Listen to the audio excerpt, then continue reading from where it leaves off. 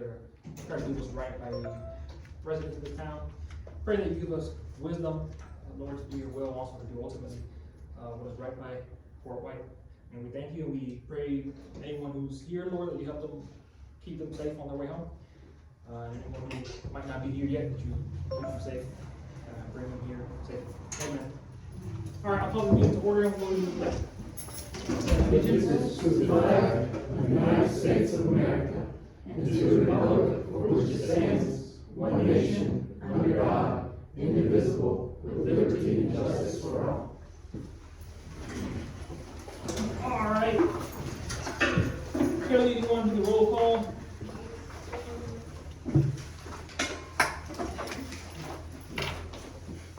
Mayor George David Thomas. Here. Councilmember Catherine Terry. Here. Councilmember Lonnie Harrell. Here. Councilmember Ronnie Merritt. Here. Councilmember Bill Coon. Here. I am here, town clerk, and town attorney Rhett Fuller. All righty. Additions, deletions, changes, approval of the agenda. I have a few additions. Okay. Talk about the depot again, try to get that action going. Trunk or treat, You want that added to new business or? new business in case there's a discussion that leads to a motion. All this is new business. Approval for trunk or treat. The county's gonna approve the fields Thursday. Okay, let's make that one 7, since. Make that one 7, we can do that first. What are we going for 7? Trunk or treat approval. Yeah, that's just a simple approval. And the depot is 8? We'll make that 8. I wanna ask that we can form a community committee that can be recognized and help with all, like, we've got pancakes coming up, and we've got the parade coming up, and we've got trick or trunk coming up. I just wanna build a, Special events committee? yeah, that I can meet with them, and I wanna make sure I have enough people at the parade, so that we have people along the route. As well as, here's my famous phrase, people will buy into the activity more when they're involved with it, and their ideas are involved with it.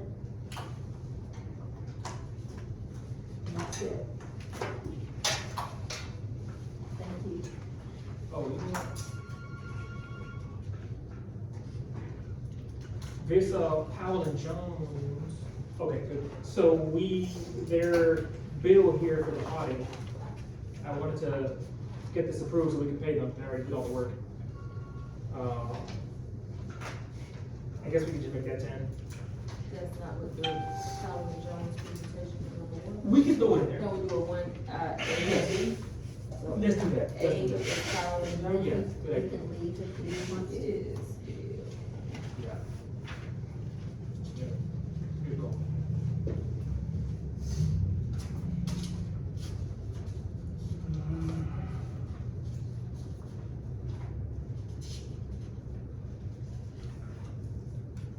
I'm just gonna suggest this, and it doesn't have to be this way. Do you wanna move, the Itchitucky Springs presentation up closer, up higher on the list? We can do it, what is it, 6? Yeah. Like 3? I wanna knock out the more high priority items like the budget.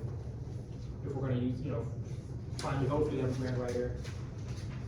So that's mine. The 1A was the Calvin Jones presentation, 1B was approval of, The invoice, yeah. approval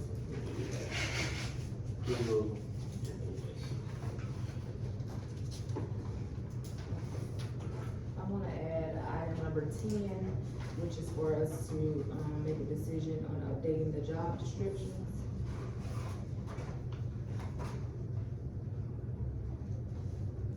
What? All positions. Look at town employees. Yes.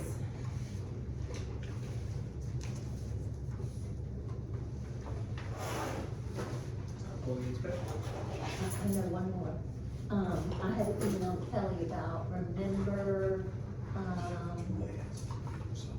the soccer team wanted a community center? Oh, yeah. So we need to do a motion on that, so. Oh, so- Soccer approval or, Do we know the date or whatever? I know there was like a date, potential conflict, no conflict. As long as it's not a conflict.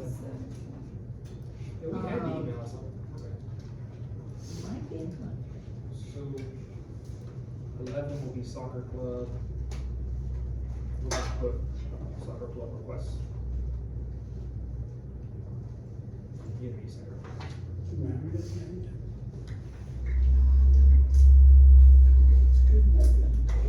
Kelly, do you remember that soccer club date? November 15th.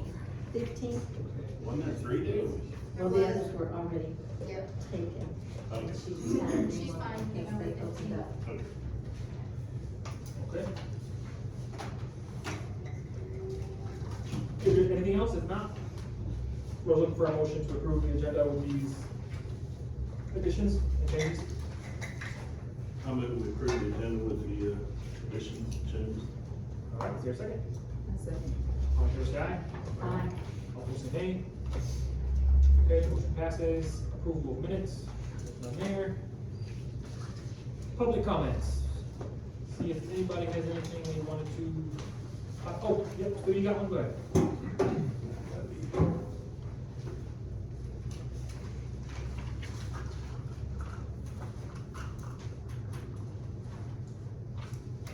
Thank you very much, Mr. Mayor. I just have one thing this evening. I have a question. I, read this morning at about 5 o'clock in the morning with interest, Mr. Bullard's invoice. And I hope, maybe the board considers not talking so much. I mean, that you guys now have an $8,000 bill. You will recall, it's 1 month for legal services and it's a little bitty town. That this was gonna be a good deal for the town. But my question is, the one thing I noticed, that he does, Mr. Bullitt does the most honest billing of any attorney I've seen in Columbia County since I've been here. Straight up, he doesn't bundle his stuff like they do at the hospital authority, or they do in Atlantic City, where they would put 5 items to one, you know exactly what you're being charged for, which is commendable. But I do have one question. I see that the minimum charge on his invoices was 2/10. And I didn't have a chance to look at his contract. It caused me to believe that every conversation is 12 minutes. Is there a 2/10, Mr. Mayor, is there a 2/10 minimum in his contract?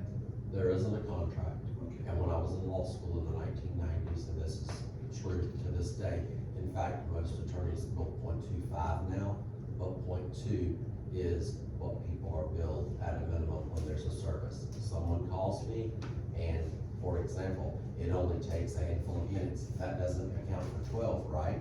But then I have to write that down. That has to be transmitted. It has to be put onto a bill. It has to be sent. So essentially, that's where you see that. For example, someone sends you a correspondence. It's just a simple email. I have to open it. I have to think about it. Then I have to save it for 7 years, and that costs money. Because when you store somebody's stuff for 7 years, which we're required to do, there's just a cost to me as far as doing business. And that's how I do business for 25 years, and that's how I'm gonna keep doing business. No, I'm not even questioning, I'm saying that's in your contract. I don't have a contract, but that's how I do my billing. When you have a contract, Mr. Mayor, he has a contract, when I stand for what his billing rate was. Is that right? They agreed to an hourly rate, 175 an hour. Right. but that is how I bill town of Lee, that's how I bill the Listen, town. that's It's not- just, I mean, it's just how I It do was it. just the question that I had, Mr. Bullard, I think it's And I commendable, thank you for the but compliment, but people question it. It's not the first time I've heard the question, but that's the answer. Other That's how they times- taught us to do it also. Okay, yeah. thank you. Other attorneys do bill in tenths, I mean, you're not the only one that bills in 2/10. You know, everybody's got their own system, I'm just pointing out this small town, it was pretty obvious that it was 2/10. And if it's not in your contract, that's something that the town council has to decide, not me, it's just a question.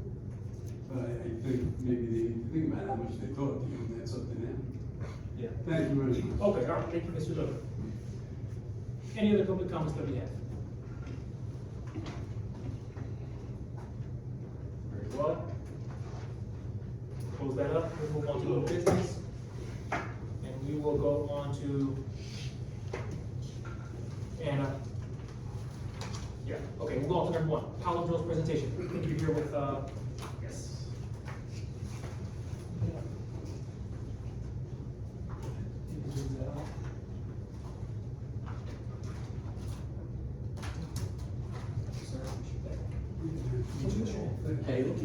Oh, yeah.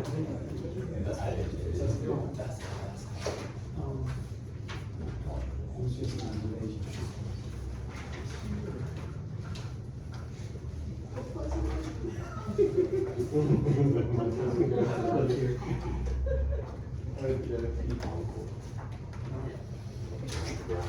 Thank you all for having me. It's a pleasure to go over your fiscal year 24 audit.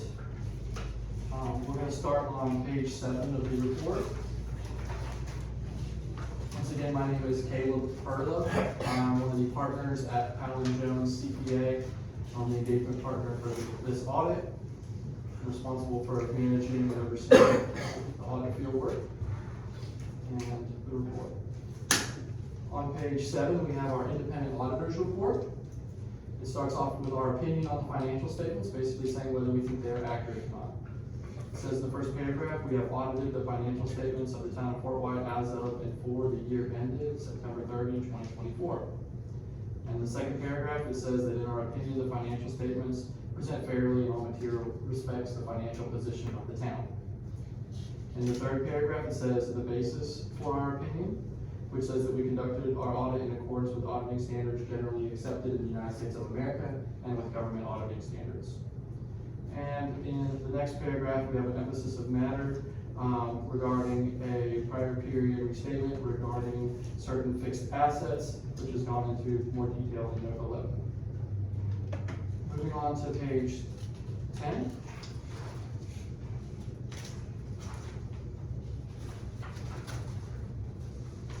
On page 10, we have management's discussion and analysis. This is a brief summary of the financial statements as a whole. If you're looking for a quick read to kind of get a synopsis of what's going on, this is where I recommend that you start. I'm not going to cover this in detail, but I'm going to skip to the financial statements themselves on page 18.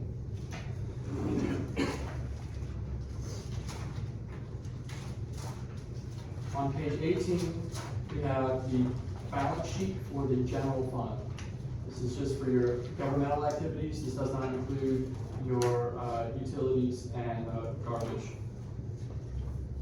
For general fund, you have assets and liabilities and your fund balances, which are presented here. Your fund balances are the difference between those assets and liabilities, essentially the net worth of the general fund for the year. This is presented on the modified accrual basis of accounting, which aligns with your budgetary practices. Okay? And then at the end, there's a conversion to the full accrual basis, showing those differences. For assets, you had cash of $1,142,000, accounts receivable of $5,000, and due from other governments, you have $18,000. Total assets were $1,166,000. Next, we have your liabilities, or what you owe. You had accounts payable of $3,000, amounts due to other funds of $208,000, accrued liabilities of $5,000, and unearned revenues of $75,000. Total liabilities were $292,000. The net between those assets and liabilities are your fund balances, which were $873,000. Of this, amounts were assigned for accounting funds of $349,000 that may potentially need to be repaid in the future to either the granting agency or the county. And then we have unassigned balances of $524,000, which represents approximately 1 year of expenditures, which is a very solid reserve. The Government Finance Officers of America has a recommended minimum of 2 months, so you're well in excess of that recommended minimum, so out of danger there. So pretty good. Next, we have the conversion to the full accrual basis of accounting, which takes that $873,000 and adds in the cost of your long-term capital assets, which were $201,000, and takes out amounts owed for employee leave, which was $11,000, bringing the total net position on the government-wide basis up to $1,064,000. That's the full accrual basis. Moving on to the next page. Here we have your statement of revenues, expenditures, and changes in fund balance. This is similar to an income statement in for-profit accounting. It shows your revenues and expenditures and the difference between those, which is basically your income for the year. For revenues, you had taxes of $239,000, licenses and permits of $18,000, intergovernmental revenues of $139,000, charges for services of $96,000, and miscellaneous revenues of $6,000, bringing total revenues to $500,000. For expenditures, these are broken out by functional category. You had general government, which had $301,000 in expenditures, transportation with $133,000, and culture and recreation at $51,000. Total expenditures for the year were $486,000. When you take this away from the revenues, you're left with your change in fund balance or income for the year, which was $13,000. So making a little bit of money, but not much. Moving on to the next page, we have a reconciliation of your, to the full accrual basis of accounting. On the full accrual basis, we have $23,000 in income, so a little bit better on the accrual basis. Moving on to the next page. Now we're shifting to your enterprise fund, which has your water and garbage activities in there. This is the statement of net position, which shows your assets and your liabilities and the difference between those, which is your net position. This is presented on the full accrual basis of accounting, because this is kind of like a business. You're operating and providing services to customers in exchange for money.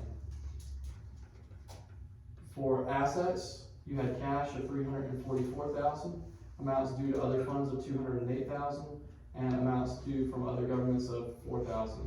Total current assets were $558,000. Next, we have your capital assets, which were $1,995,000. Total assets altogether were $2,554,000. Next, we have your liabilities of what you owe. We have $53,000 in accounts payable. And then finally, we have your net position or net worth on that full accrual basis of accounting of $2,500,000. This is broken up into two main categories: amounts that are tied up in your capital assets, which were $1,995,000, and unrestricted net position, which was $505,000. This represents approximately 2 years of operating expenses.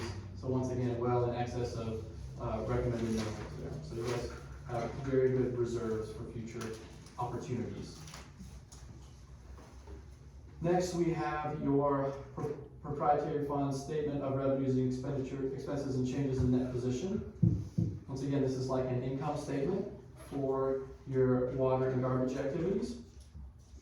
For charges for services, you had water utility charges of $41,000, which was from the county, and also included an adjustment for some of your utility deposits in there, which was $41,000 total. Garbage utility services were $85,000, and other charges for services were $4,761. Moving on to your operating expenses, you had total water services of $141,000 in expenditures. The majority of that represents depreciation on your water assets, which was $126,000. When you take that away from the water revenue above, you ran about a $95,000 loss, but when you take out the depreciation, it goes back to a $31,000 gain. For garbage, you had a $91,000 in expenditures, and when you compare this with the revenues, this is about a $5,700 loss for the year. Total operating losses were $101,000. You also received capital grants of $280,000. This created a change in net position, or essentially your net income for the year, of $179,000 gain. So a very solid result here for the proprietary fund. Okay. Let's move on to the next page.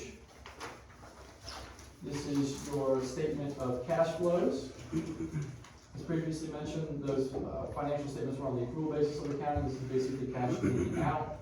It shows net cash used for operating activities was $5,000, so there's $5,000 decrease from your operations. But you also received $252,000 net for your capital and related financing activities. And you used $12,500 for repayments of long-term debt.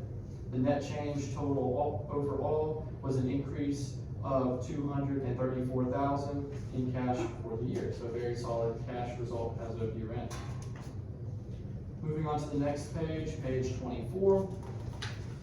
This starts the notes to the financial statements. This is quite a lengthy section. All those financial statements we just looked at the bottom says see notes to financial statements, because those are just the numbers. This provides a little bit more of the context for those numbers. Things like you can see here in note 1 has a summary of your significant accounting policies and talks about the town. And you've also got notes on things like your fixed assets and different categories that are involved in those. I'm not going to go into that into detail. I'm going to skip back to page 41.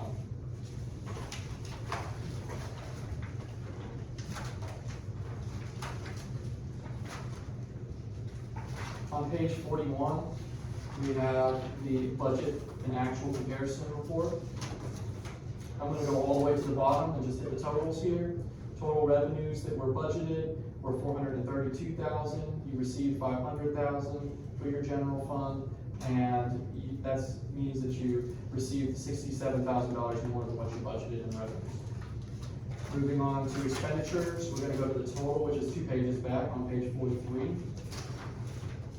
The very first line of the page, it says total expenditures. You budgeted $432 and spent $486,000, which means you spent $54,000 more than what you had originally budgeted. When you add this with the surplus from budgeted revenues, you have an excess over your break-even budget of $13,000, which was your profit for the year. Let's move on to page 45. Now we're going to start going over the reports that we issued. This is the report on internal control over financial reporting and on compliance. This is where we cover any findings or issues we might have encountered during our audit. At the very bottom of the page, it says that we identified some deficiencies in internal controls, which we'll cover on the next page. We had 2 findings. The first finding is finding 2024-001 regarding financial statement preparation. This is a standard finding that we have for every small town that doesn't have a CPA on staff who can prepare the financial statements. We do prepare your financial statements for you, and you know, this is just something standard we have to put in there. No issues there, really, but it's something we have to have.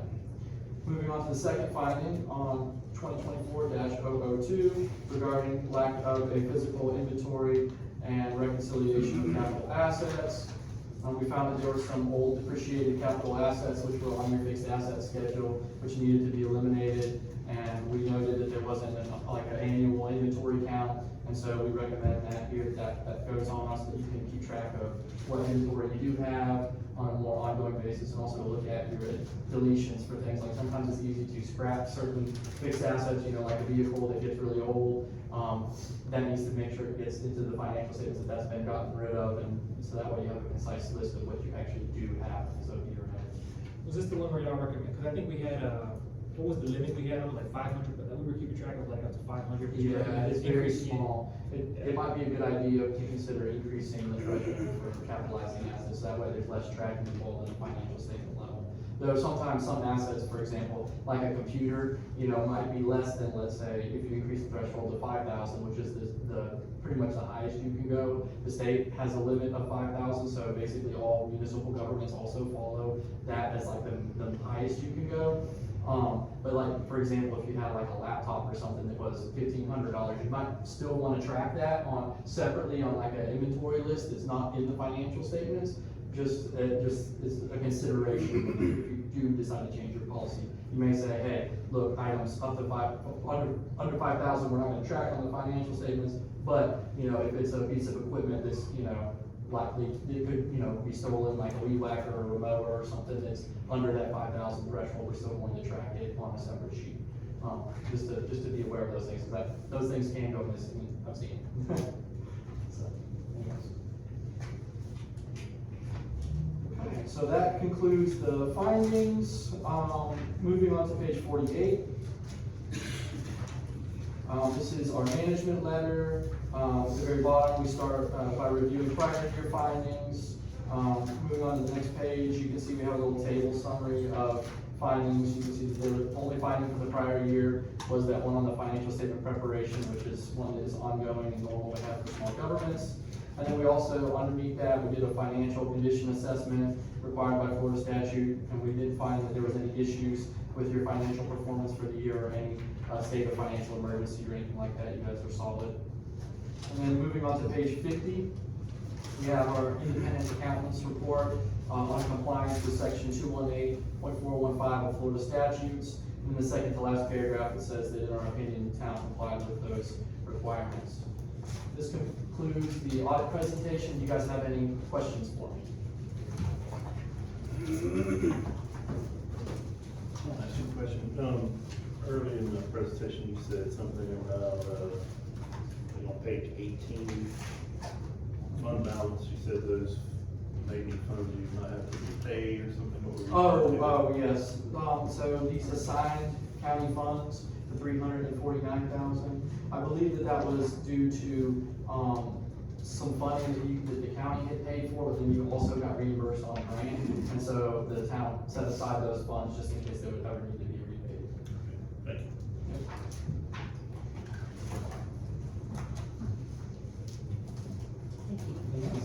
Well, thank you for having me. Yeah, I wanna thank y'all for, working with Carrie and working with her, digging all the stuff out. I know that was, pretty serious, so. Yeah. Thank you, guys. Yeah, you're welcome. You're welcome. Anything you need help? Thank you. You'll have a good evening. You too. Okay, thank you, too. Okay, so. Now, should we pay them? That's exactly. Exactly right. And I think y'all might remember, we got the bid, they said they were gonna charge us 10,000. Council was outraged, we're like, oh, we put it out for bid, and I think the next closest guy was 25,000, 30,000 or something, so pretty good price, but anyway, yeah. 10,000 for the invoice and one Say that while he's here. authorized. We're gonna have we got a multi-year contract. I make a motion to approve the invoice for Powell and Jones CPA in the amount of $10,000. I say, All fair side? All opposed, say nay? Okay, guys, thank you very much. you too. Then item 2, Mrs. Williams, if you would. Good evening, everybody. My name is Shannon Williams. I am the owner and operator of Gateway Grant Writing and Administration Services, based in Lake City, Florida.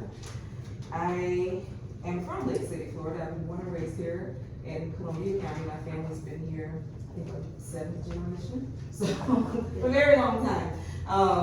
So the former Commissioner Ron Williams is my cousin, and now Kevin Carno is my cousin. So our family's been here for a very long time in the north part of the county. I went away, of course, to school in Tallahassee, stayed there for a while. I came back. I'm still in school. I get my PhD in December, so I will have plenty of time. So this comes at a great time for me because I will be graduating in December, and then I'll be able to work full time for my company starting in January. And Fort White has always been special to me. I started writing grants for North Florida Professional Services 10 years ago. And then I resigned from there and I opened my own business. It's been about 3.5 years. And luckily for me, when I opened my own business, so many of my clients wanted to come with me. So it wasn't like starting a business from scratch. It really said a lot to me, like, oh, okay, I think I can do this. So I write grants. I have contracts with the Swanee River Water Management District, City of Lake City. I work for Columbia County, Orange Park, lots of places. Grants is just a passion to me. I actually like to write grants. So a lot of people say it's a nightmare, but I actually like to write grants, and I like to find solutions to projects in small towns. So you have this. This is just a portfolio of some of the projects that I've worked on in the past, and some of the things I'm currently working on now. Like today's a big grant day. I just wrote some CDBG DR grants that were due at 5 o'clock, that were going to be for solving issues related to the 2023-2024 storm season. So we'll see some more of those opportunities open up next year, and I'll be here to help, get some of those funds for the town. When I was working for NFPS, I worked on projects here. I worked on the Mayor's Park, all the signs you see there, I got the funding for that. The Welcome to Fort White sign, I got the funding for that. I definitely was about this close to getting that caboose restored, so it's one of my pet projects. It's like near and dear to my heart. The caboose was on our kindergarten playground way when I was a kid. Okay, I'm 47 now. So I played on that caboose as a kid, so when I see it, I just want to, I want to go ahead and get that project underway again. And there were also plans that we had for the softball field, everything. So I'm excited to come back here and present my services to you. I would love to be able to sit down or maybe get you all to email me kind of a wish list of things that the town needs, that the town might be needing, so that I can start matching some of those funding opportunities. The way that a lot of towns work with me before they go into a kind of RFP kind of situation, I work as a vendor. So whatever your vendor max is, I work under that. I also have towns who have piggybacked from my Swanee River Water Management District contract and put me under contract. That way you have to talk to your attorney. And of course, we could just do regular RFP process as well. So, does anyone have any questions for me? Are you done with your presentation? Pretty much. I like to ask questions because I like to take information back and email everyone and see if I can start getting some of the funding opportunities matched, because of course grants are always a time sensitive thing, and we want to make sure that we're in line to apply for opportunities. So. Questions for the good group right here. I would be remiss if I didn't allow you to speak first. Yes. It's my understanding that we're already on deadline for FERDAP grants. FERDAP is due tomorrow. So yeah, but it's an annual thing. Yes. We can prepare for it. We can get some really good applications ready because it's a competitive grant. So it takes some presenting on my part, presenting to the board, doing public meetings, going out, taking surveys sometimes to get the points that we need to get the funding for the parks. And then while we're waiting on next season, you all may want to talk about how you phase out some of the things you want to do, so we can apply for phase 1 next year, phase 2. Yeah. I have towns that are concerned about making sure their parks are cohesive, the same colors, the same signage, the same this. So there are things you can be working on while we're waiting on it to open next year. And would the caboose fall under FERDAP, or is that historical? It would fall under historical. The best fit is historical. The caveat about historical is that there is a match, and we were going to start raising funds for that. The last time I got a quote on restoring the caboose, it was around about $80,000. It may be quite a bit more now. That was about 5 years ago. I think it is more. Yeah, and it's deteriorated even more since the guy came to look at it at that time. But this gentleman was very excited to find that caboose. It's a very rare piece of property. It was one of 100 in a line of wooden cabooses that were made. And he may still be working at the Savannah Trade Museum there. And he goes around and he restores. So he was so excited to find that caboose. I was like, yeah, we were playing on that for quite some time. It has such an interesting story. Yes. So any more questions? Yes, go ahead, Councilman. So how do you set your fee structure? Is that based on the difficulty or the amount of the grant? Do you propose a set amount, or how? So I work with a lot of smaller towns. A lot of the grants that I write the application for, I don't charge to write the application. It motivates me to win the money because I will get money on the administration side. So only a few grants require that I get paid something like CDBG for once, because they will say I have woman and minority owned points. So in order for them to give me woman and minority owned points on my application, they have to make sure I'm really employed and not just being chosen for points. You know, so it would be a small something, maybe $500 or something I would send in for an application for CDBG or something of that nature, so yeah. It's worked well for me, in my business over the last 3.5 years to just, you know, work hard on the applications and win the award and then work on, you know, being compensated under the administration, so, yeah. That's what I was looking for. Okay. Yeah, Good. Well, you're definitely a welcome. well, thank you. A I'm needed welcome. happy to be back, I really am, I'm happy to be back. One more question. Yes. So are you ever involved in the administration of those grants, or you just do the writing? Yes, I write and I administer, according to whatever, some grants may have caveats that say I can only do one, and then we decide how to move forward from there, maybe just help the town submit it and then administer. So mostly I write and then I also administer the grants as well. I guess I'm taking too much time, but one of the things that we have in the works now, and it's a if, are you familiar with the Fort, the elementary school? I am familiar with the school. Is that one that you all wanted to have restored? I think the last story I heard you tell me, but you wanted to have it restored for use for the town? Yes, Okay. yes. It's already designated as a historical building, Mm-hmm. and it's all but ready to tumble down, so we've got to take some action on it. So the historical grants open in April, and I think we're at a good, good time to start, developing an application for that. They will, take an application for up to $1 million, but like I said, there is a match. So there's a 25% match.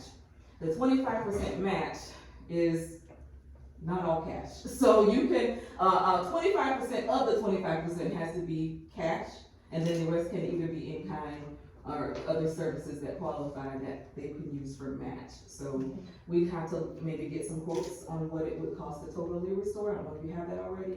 And then, move forward with the, historical grant application, which is one of my favorite applications to write, so. And If we have that ready information, Mm-hmm. we still have to do the matching. that's. The ready is the reason why we don't have to pay the full 25% in cash. So they're saying we can pay 25% of the 25% in cash, because we're ready, yes. Are there any upcoming deadlines, like close deadlines, that you know of some grants that we would qualify for, that we need to jump on? Well, a lot of closing right now, but, they start up again in the spring. I don't know if you all are doing legislative appropriations, I do that as well, so if you all are looking to maybe get some, applications in, and they wanna meet with our representatives so that we can let them know that they'll be expecting that on their desk, so, yeah. We have to decide what we wanna do with that, if we wanna get some money for the public works guys.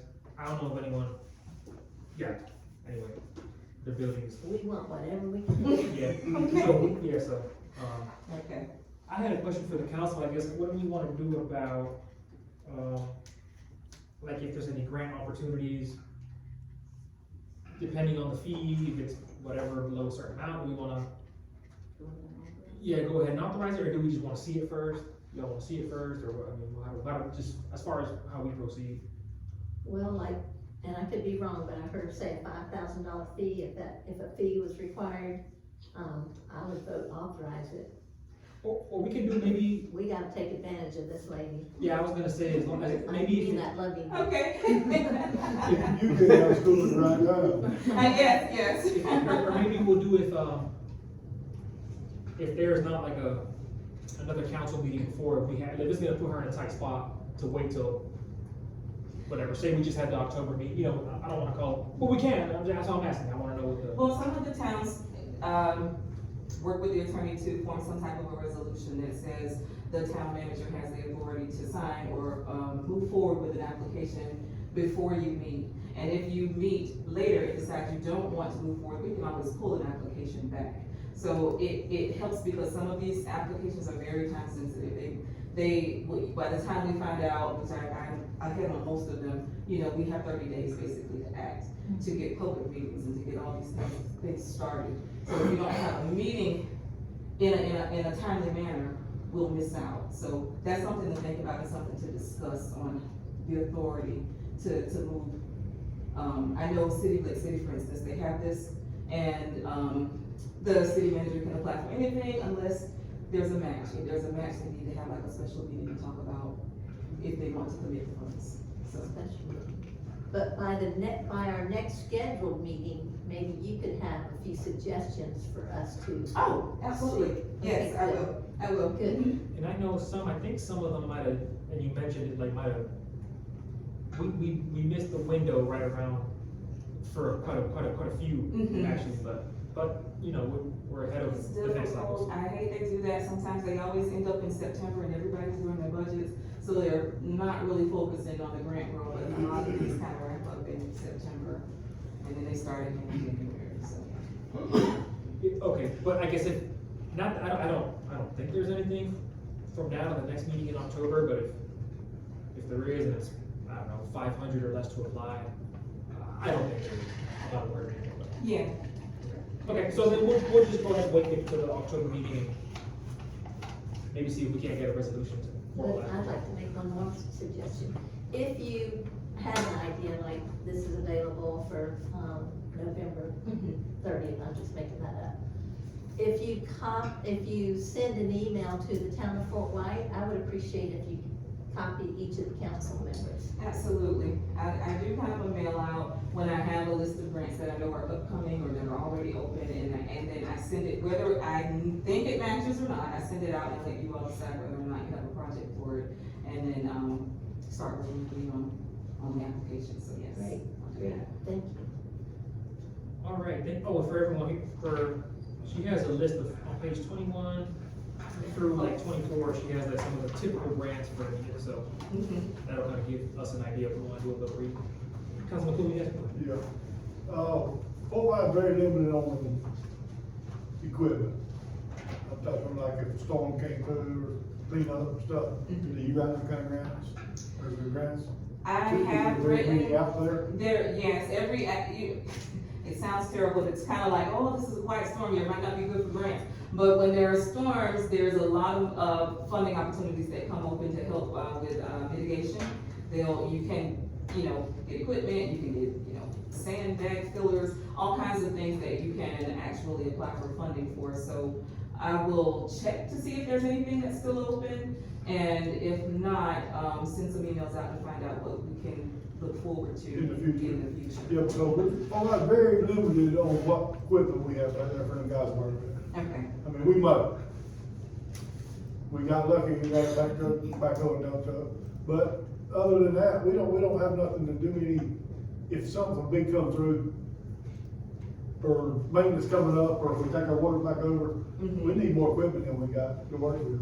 Okay, and then maybe something out, when you decide what you wanna do with your appropriation request, that would be, one of those opportunities, because it's one of those in-between type of a thing, where Yes. some grants don't like to pay for equipment, they like to pay for services and things of that nature, so, but I think, putting together a good request, and explaining the situation would be far less than some of the other requests that are coming through for legislative appropriations, so yeah, I think it should be received, fairly close. Yeah, I hope it was, we can send pictures too, I mean, there's holes and stuff, Oh, so, wow. yeah, so. So yes, I yes. hope it'd be nice, so, okay. Do we wanna make a motion to, approve any grants that doesn't require any match? Or, It was just a free money, Yeah. up to a certain fee level, up to 500, but What's your What is y'all suggestion saying? on the fee level? I think it'd be easier, I do like working with the city, Lake City's, policy, the way that they have it, that, the town manager can move forward with anything that doesn't require a match. And if it does, then we call a meeting to discuss it, if it's a time sensitive, or we put it on the agenda if it's not for you all to vote on, so. But, before that, you will have the information in your emails, so you'll be educated on what you're, of course, voting on when you come in, so yeah. you're saying if there's no match, what do they do if there's no match? There's no match, we move forward with, Okay. applying for pretty much anything with no match. And we being a ready community, there's a lot out there that doesn't Yes. require. Okay, so we can, Did you do, Oh, I'm sorry, yeah, go ahead. did you do the RFP with the city, Lake City, or you? City Lake City did piggyback, so I can send, what they did to you, so you, not to you, what they did to me. I know what you mean. Yes, and so you can see kind of how that process went. Yeah, I'll do that. Thank you, Rick, for keeping us out of trouble. So, do you have a suggested amount that we, authorize the town clerk to, you know, work under the assumption that she can? For my services? Yes. I would say 1,000 or less. Mostly, anything I said, like, will be 500 to 750 for, and those are larger applications that I just have to charge for an application. But most of the applications I'm gonna write are not, I'm not charging you for the application, so, yeah. Okay, I don't know, we can do a motion, but if everyone's okay with it, until we can get a resolution, if everyone's good with it, well, okay. Okay. I'm good with it. Thank you, Mrs. So are you saying we don't give them up until we do a resolution? No. That's what I said. I mean, because the clerk can approve up to, We have to. Up to 1,000 on her. What? because she can approve, yeah, per the purchasing policy, she can already approve $1,000 anyway. So we're good. Yeah, so we're good. Yeah. Thank you so much. It was just, yeah. We're good with that. Okay, thank you all for having me. We look forward. I'm excited to be here. Yeah, we look forward. Okay. Mr. Logan, go ahead, I'll give you, I don't need that, just got one more. that's okay, yes. Yeah, I'll be.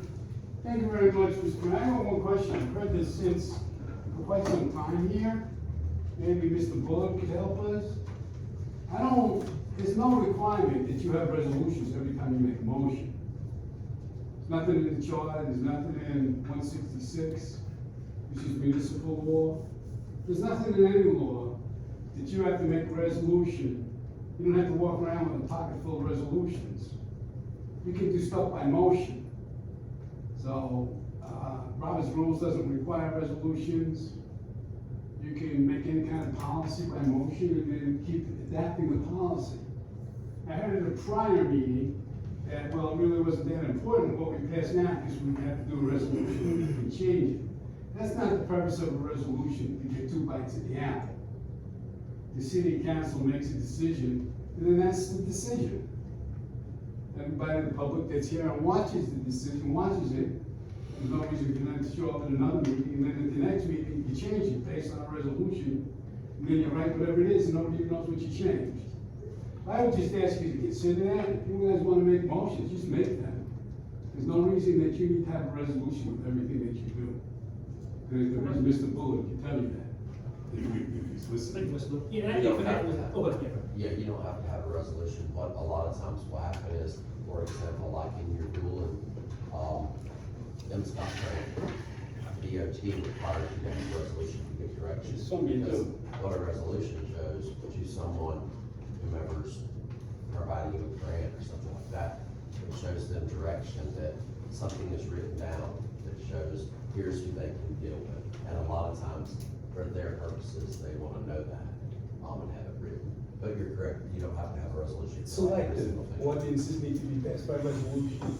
So we can do a motion then to approve, coming to apply for grants up to $1,000. I'll make a motion, is there a second? One second. Okay, all fair side? Okay, I'll post the name. All right, very good. Thank you, Mr. Logan.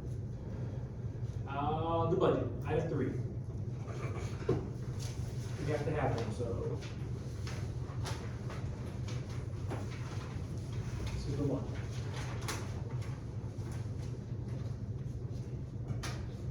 I would first like to say, with all the turmoil that's gone on in this past year, that financial report was very good. Yeah, I think that was for, just before the new council got here, so we'll have to see how it goes next year. Yeah, so- Strike that. I was there. Good job, Yeah. Bill. Good job. Yes, go ahead. Sure. So I have a question about the budget. I know Monica added number 10, job descriptions, update. And the other day we discussed the hours for clerk, assistant clerk, town staff. So my question is, if the council is going to go to a 40-hour work week, we need to consider that when we set these salaries for the budget. Because if we set salaries for a 30-hour work week or 32-hour work week, whichever it was, then it's gonna be low if we do implement a 40-hour work week.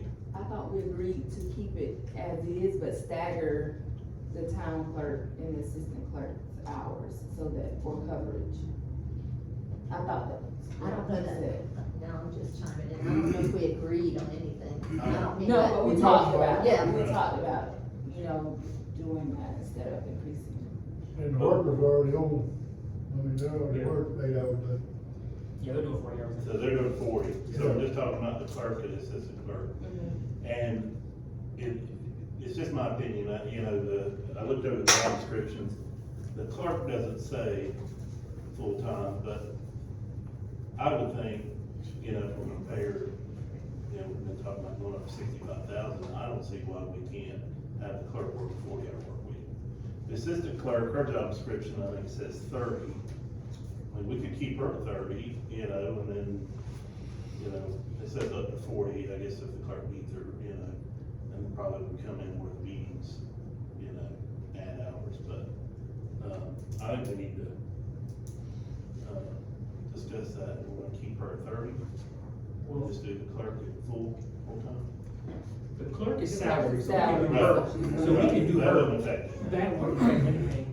And then if we do the clerk, for example, who comes in an hour, whatever time earlier, we could just keep the assistant clerk the same. We could keep her here for more hours, but then we'll just also pay her more.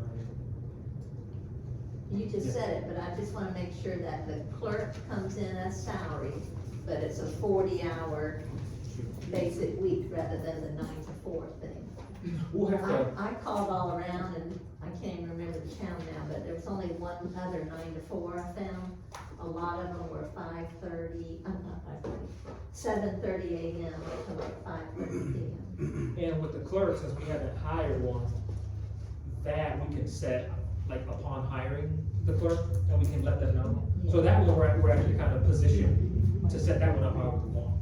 Because since when we bring them on, we can tell her, hey, here's the deal. So,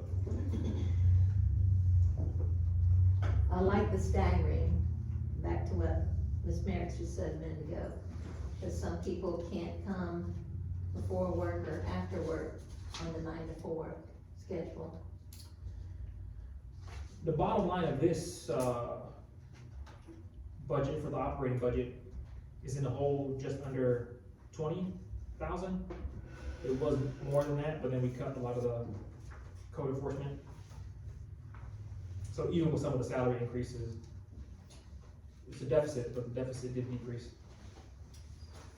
So, Mr. Mayor, what I was saying is, if we take 65K from that 84,000, I know we're not on the clerk right now, but if we get one right away, then, that leaves 19,000 for Kelly. And if we bump her pay up to, what we're gonna go to, 16? She's 16 now, we're going to 18, 24 at an hour for 3 months, then 18 an hour for. So if we do 18, set 32 hours a week. That's 576 times 52 weeks. That's 29,952. And so if we hire her for tomorrow, then we'll have to amend the budget. But I think it's gonna be probably a little bit before we get it work, so. But this is a projection, so. Or do we wanna just go ahead and budget for both positions, and then if we hire one, it'll be budgeted, and then at the end of the year, it's just gonna be excess? Yeah, we can, basically, like, assuming if we hired on October 1st, basically. Like, pass the budget, like, including for if we hired one Wednesday. I Just think, to have I it. think 84,240 just allowed us. Yeah, we can do that, cause again, So We're what not did getting we one on increase Wednesday. to? 65 plus the 29? the difference, 5 plus 30. we would need to increase it, so right, it's 48, so the difference between her 65K salary and the 48.7, yeah. Plus we could increase it another 10,000. Right. So 84, math here, all right, I got to do the different first. And if, the longer we go without a clerk, well, that's at $9,760. 94. Take, but- $100K. It would have to be 100,490. For, Cause, so if we have, so the clerk salary is 65K. Mhm. Assuming we hire her in 90 days, Mhm. the salary we pay out would be approximately 48,750. So the difference between 65 and 48,750, that's what we gotta add to that.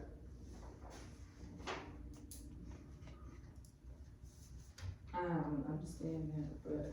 We, Okay. Kelly, you do that. We'll just So assume both that- salaries Yes, added together, yes, that's it. and then whatever we have here, we need to add to make that, Correct. which I got something different, but I was just Yeah, looking She in my was still head. good. She would still get her 29, whatever. Whatever. And then I just say we just put 65, so 30 and 65 is 95, and we already have 84 budgeted, so we only need to budget like 11,000 more. that's what Yeah, well, we can just add it right here. If Kelly's salary is 35,490, we just add 65K to that. Is it 30 or 35? That's what, he's going off of what she's getting paid for 3 months, though, at the $24 an hour. So her Right. salary this year possibly would be the 35,490. So, and then we add 65 to that, so that's what you're going by, is the 24, not just the 18 Right, dollars an hour. because I know that's what we had talked about last, Okay. the last meeting was, Okay, correct, so we need to budget about 20,000 more, yeah, in there. 100,490. And then minus this, and that'll give us the difference that we need to budget. And that would be the difference. Yep. So that's the difference we need, and Okay, that's, good. that's what will go on to the, deficit. Exactly, However much yes, that exactly. is. Kelly will do that, we'll put the full budget amounts for the fiscal year.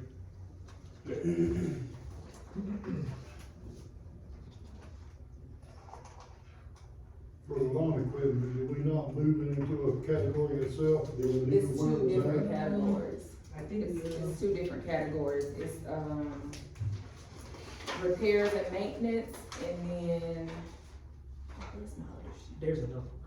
Oh, and then equipment purchases, right? Yeah, equipment first. There, yeah. The quote he get, yeah, so, Okay, Yeah. it's under that. what was that, The quote he gave us is under what we got budgeted. under the 30K? Yeah. But that's good, because there's always gonna be a few thousand in repairs anyway, so, Right, right. so that's good.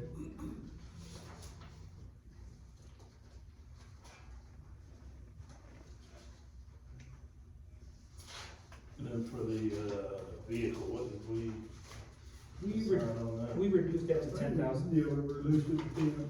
Yeah, I've gotten that vehicle down to a skateboard at this point. What's it, I mean, You talked to the county user or anything? I have not, I mean, I just today, I have not, can you lease one? we have arranged it. Can you lease one? You can lease one, County City can. How much would it cost to lease a halfway old truck? Oh, you can't lease a halfway old truck. Oh, can we have one? Gotta lease a new one. No 2008 Silverado? Yeah, no, I haven't never heard of that anyway, let's put it that way. Alright, and I'm just saying, cause it was, you know, I don't know what the lease goes for, but. Actually, somebody recommended that to me instead of it was just used for like code enforcement one day a week, and we wouldn't go miles and stuff. Yeah, that's what I mean. That's, I don't know, what would that be, 600? No, I have no idea. Okay, alright, we'll leave it at 10,000. For 1 day a week. Yeah. That's why, yeah, for 1 day a week, maybe we don't even barely get any calls. I asked Kelly, she said we rarely will get a call. She's saying, if we ever get a call and they need it for an hour, I say we just have the public worker guys borrow, let them use the truck, and we use this 10,000 to buy them new equipment. But anyway, that 10,000, about 12, 8, 33 months, I should cover at least. but we can leave it, I guess. Alright, guess we can always move it around later. Anyway, so this, I think this kind of matched up with my notes for what we had talked about, so. I don't have my notes, so I might be pretty good. Yeah, I really don't want to.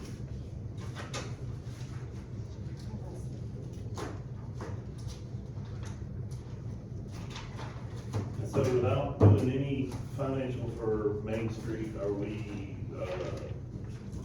we're just gonna give that designation up? I don't know about the designation, I don't know if we lose the designation necessarily, I don't, but I mean, in effect, we're not doing anything with it after my understanding. The last time I talked with her, Catherine Beck, it's been several weeks ago now, but she had emailed me about, do we wanna revisit Main Street? Because if not, they were gonna, she didn't use this word, I'm using this word, pull the designation. Oh, really? Yeah. Because we can't be Main Street without being in the Main Street program.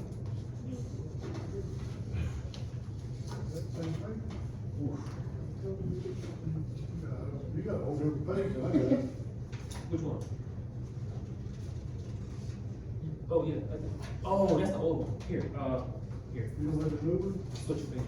No, just the whole thing is over. Oh, take mine, take mine. It's a, Bill, you got it, you don't got one either? I'll get I'll- one. I'll- got it. You can I'll use get mine. one. Oh, okay. I've got it. I was looking, I was like. Yes. You were like, what?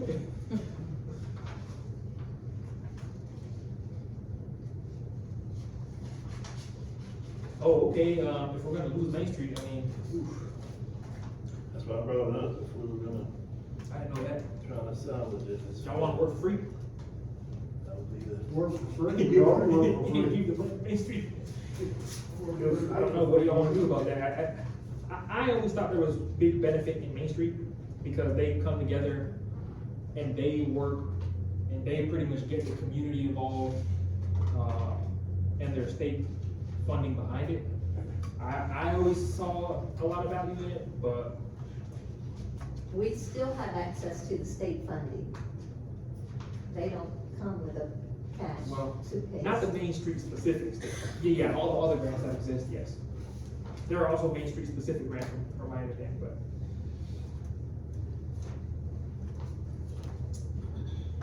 Yeah, I don't know, what do y'all wanna do? Looks like we'll lose it, if we lose it and we try to go back to them, I don't know if we're gonna get it again. Is there anyone on the council interested in reallocating money for a director? We can even do half, we can even do 50, we can even do instead of 2,000, we do 1,000.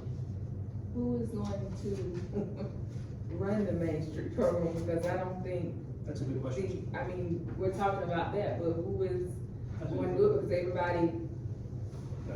left, Well, right? she did say that the town could run it, you know, you'd still have to have a director, but it could be under the town versus under, Oh, I don't, if Main Street is coming from the county, I personally don't want to do it.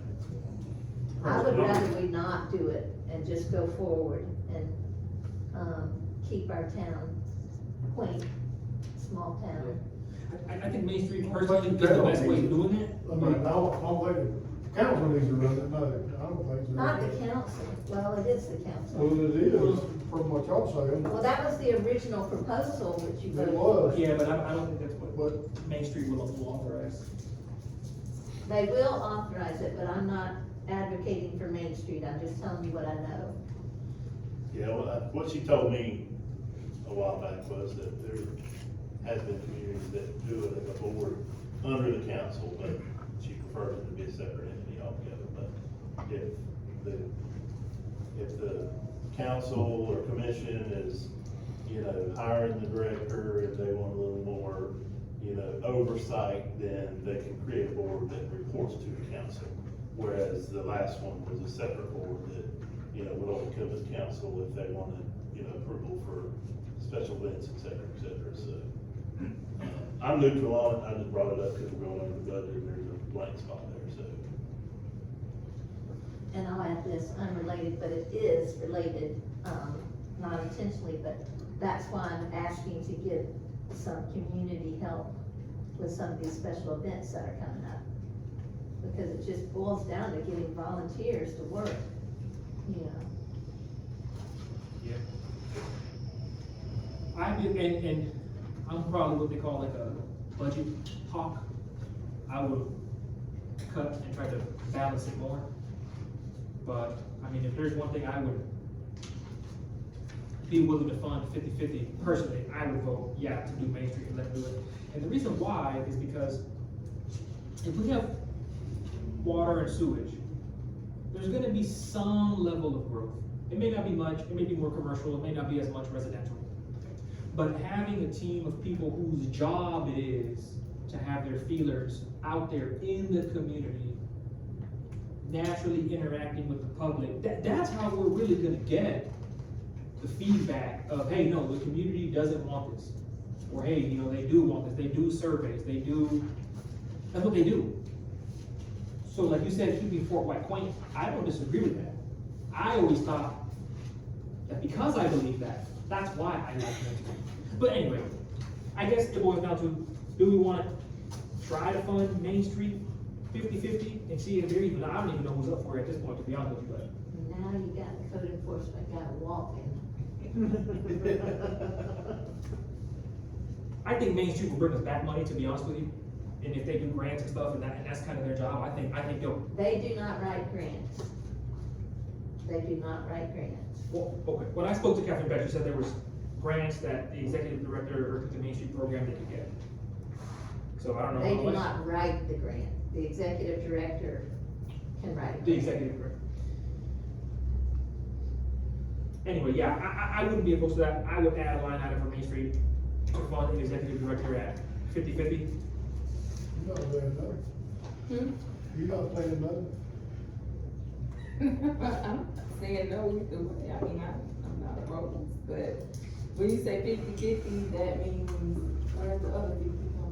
They would, I don't know, so they have to come up with it, or the executive director would have to be okay working for it. Are you all- If he want a job, he needs the public, okay? No, y'all not. I think they're through with it.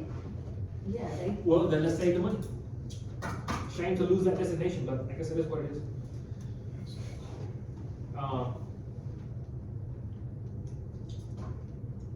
Or just because they're not interested doesn't mean Somebody else that might not be. somebody else might not be. Well, setting it up as a board and a council, the town would hire the executive director as like a 1099 employee. So we could do, put out a proposal to hire an executive director and then, form a board that way, But, like I said, I'm neutral. If the council members wanna save it, I can go for it. If they don't, then So we lose the town's Main Street distinction. which losing that takes away our ability to get special.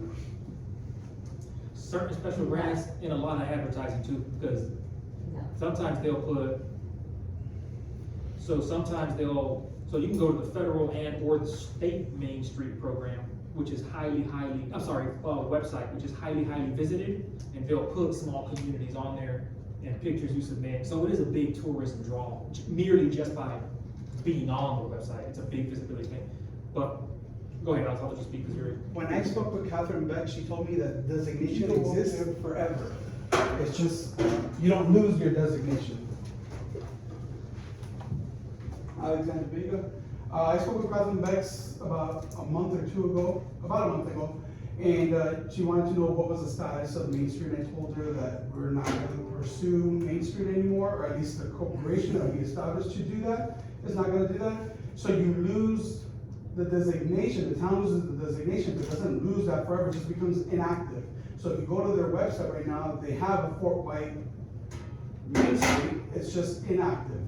Like, there are a lot of towns that have them for many years, and then they just kind of belly up and just stop, and then somebody comes along and takes it back. Now, what you were mentioning about the town running the Main Street, the town cannot run the Main Street because there's a current lawsuit against one of the towns that has a Main Street like that. Now, you can have a board, per se, like, a group with town staff, but it can't be the town who makes decisions. The town council cannot be on the board. correct. But with every Main Street, you don't need to have that board, because no matter what the Main Street was going to do, what they're gonna apply for, they don't own town property. Of course, they're gonna come to town and say, we wanna propose this project. Now, and Main Street does, the executive director through Main Street does write these grants, and there are grants that are zero matching because it's a Main Street designation, so that is a pro. Like Sharon Williams telling you right now, if you're a ready community, you don't have to match a certain amount, you have in-kind donations. With Main Street, you can get zero grant matching and all in-kind donations instead. But that's town ready, separate from Main Street. No, but as Main Street, there are grants, if you're a Main Street designated program or town, you have zero matching. And that has nothing to do with ready. That's just because you have a Main Street designation, and if Main Street is running that, we have an application that we have to turn down because we're no longer going to be running Main Street, but that was for the planning. So, for the town, no, it was like a town strategic planning. It's a, That's a grant that hasn't been awarded yet, but the application is still out there, so we have to go back in there and take it out. How much? So in case we get, it's up to $50,000. Yeah, see, so. Now, so I'm saying. And that would have been zero matching. but it's town ready. No, I had because the it's Main conversation Street, because it's Main Street, not town ready, separate. I had the conversation with her, and that grant can be resubmitted in April, because she pulled it from September. Resubmitted by who? If By another we had an organization. executive director, or whoever would be the presentation person, but it would have to come under Main Street. Mr. Harrell couldn't just go up there and present it for Fort White. Go ahead. So, what I was talking about, having it under the council, we would not be the board. Correct. The only thing the town will do is hire the executive director instead of it being, separate like. And Sure. that, I don't know that would be allowed, because Well, generally the it's Main Street there. has to have the executive director. So if the executive director is of this corporation, has to be employed by this corporation, not employed by the county or by the town, and then asked to work for another corporation. So according to Beck, the town can hire the executive director as a 1099 employee and pay the salary. And the Main Street board can be like a committee under the town council, but we cannot be on the board, none of us, so we wouldn't be board members. And I believe she said it was Stewart, Florida that set it up like that. So I don't know if that's. There were a couple. Well, all right, well, so hold on. Do we wanna add $1,000 on the budget and see where Main Street goes? I don't know. What's that? I'm sorry, $1,000 a month, sorry, $1,000 a month, 12,000 total. And kind of see where it goes or not, that's really the question. That, But because if we're you're talking gonna have about, so, if you're gonna have a grant writer that's gonna write some of these similar grants, yeah, then why do you need a Main Street? yeah. Well, I see other value in it. Yeah, no, there's 100% other values, but if you're, I just don't see like the town having the executive director and then having a board of another corporation saying, we're gonna do these things for Yeah. free, and you know what I mean? Okay, Because there's more to a corporation than just the executive director. right, I agree. All right, I will say though, that the technical assistance that they provide the town. Yeah, 100% is value. Yeah, is a, through even Main that, Street. yeah, That's- that right there is, Yeah, we're gonna get way more, but, yeah, but and then you're budgeting the money for the executive director, but the training, the program is not just for the executive director, it's for the board the itself whole too. Main Street board, right? Exactly. Okay, Thank you. So basically, my understanding would be that we would have to budget it for the executive director to be hired by the town, and then we would have to do like a committee search for the board members, and then designate them as a committee or board under the council. And some of the people that were involved, before could even, come back in and form this board, but. if we put it on the budget, I'm sure Catherine Beck wouldn't mind coming down and explaining it to us and presenting it to us to make sure that we're all crystal clear on what exactly are the lanes. That's exactly what we need to take here. Yeah, this front versus not, right, I agree. All right, anyway, so there's the budget we got. Oh, I believe there's also not included in this budget, or maybe I just missed it. So we just paid Powell and Jones for the audit. I don't think we included in here the audit for this upcoming fiscal year, which we'll have to do. So anyway, I just said whenever we make the motion, we can just make the motion like, just to ensure that the audit is included. And it's 15,000. I think we mentioned that before, this codification audit, that isn't the Allen Jones audit there? No, that's the, civic, they're doing all the resolutions and the I charter. don't think it's that much to do that. It was like a staggered service where it was like 3,000 one year, 3,000, and then the last year was like the last 2,000 or whatever it was. So. You know, I just say that to say whatever motion that we do make, just to make sure we verbally include the audit, because we have to have audit, an audit. That's not in county, I didn't see it in here, but if we say it verbally, it doesn't hurt to, and it had to be in the last budget.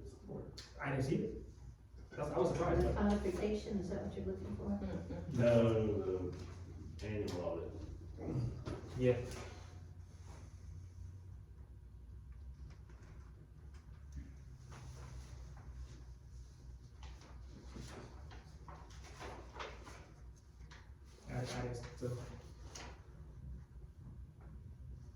Aside from the audit, I guess, are we good with the budget as it is, or? Yeah, we made the change to the salaries, right, for the town. We made change to salaries, yeah. And then, I don't Is the last budget on the incomes posted on the? That's the latest one that you go. There issues, we fixed the pay Pay. for the Yeah, we'll update the pay. Earl, we fixed it for Oh, yeah, Gerald. Daryl. Oh, hold on, let's, wait, let's make sure. Yeah, okay, this is right for Buster as well.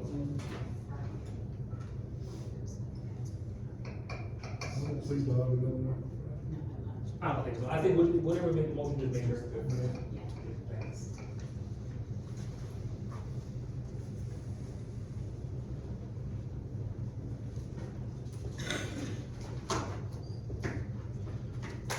Well, if everyone's good with it, I'll stand by for a motion to approve with, just pending including the audit, the fiscal budget, end of the year audit.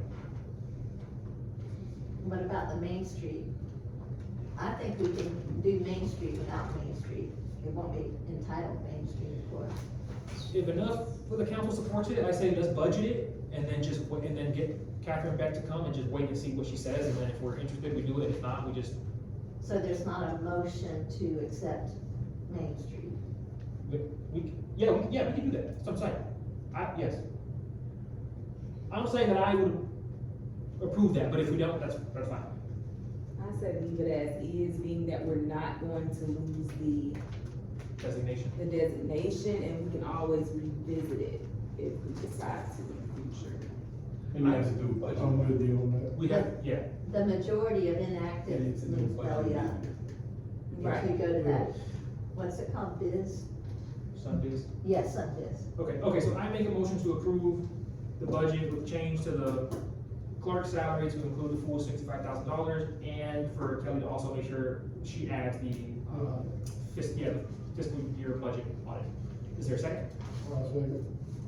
Okay, all fair side? All opposed say nay? Okay, so that passes unanimously, and then, okay, I had an item in here, I didn't have that in here, but there is an item here for the water approval or agreement revision. So you all recall at your last meeting, when, not your budget workshop, the one before that, last week, Monday, that, there was discussion about doing an interlocal agreement between the town and the county. So on the 23rd, Joel Foreman wrote to myself and Mr. Kraus, the county manager, and he said, David, in speaking with Rick Lord today, it seems to both of us that the most logical thing to do immediately is to direct Columbia staff to coordinate with town town staff for hand-off of operations, even if that final and complete handoff is not immediate. The town needs to know what they need. The town needs to know what they need to know, and the best way for that to happen is with staff level communications.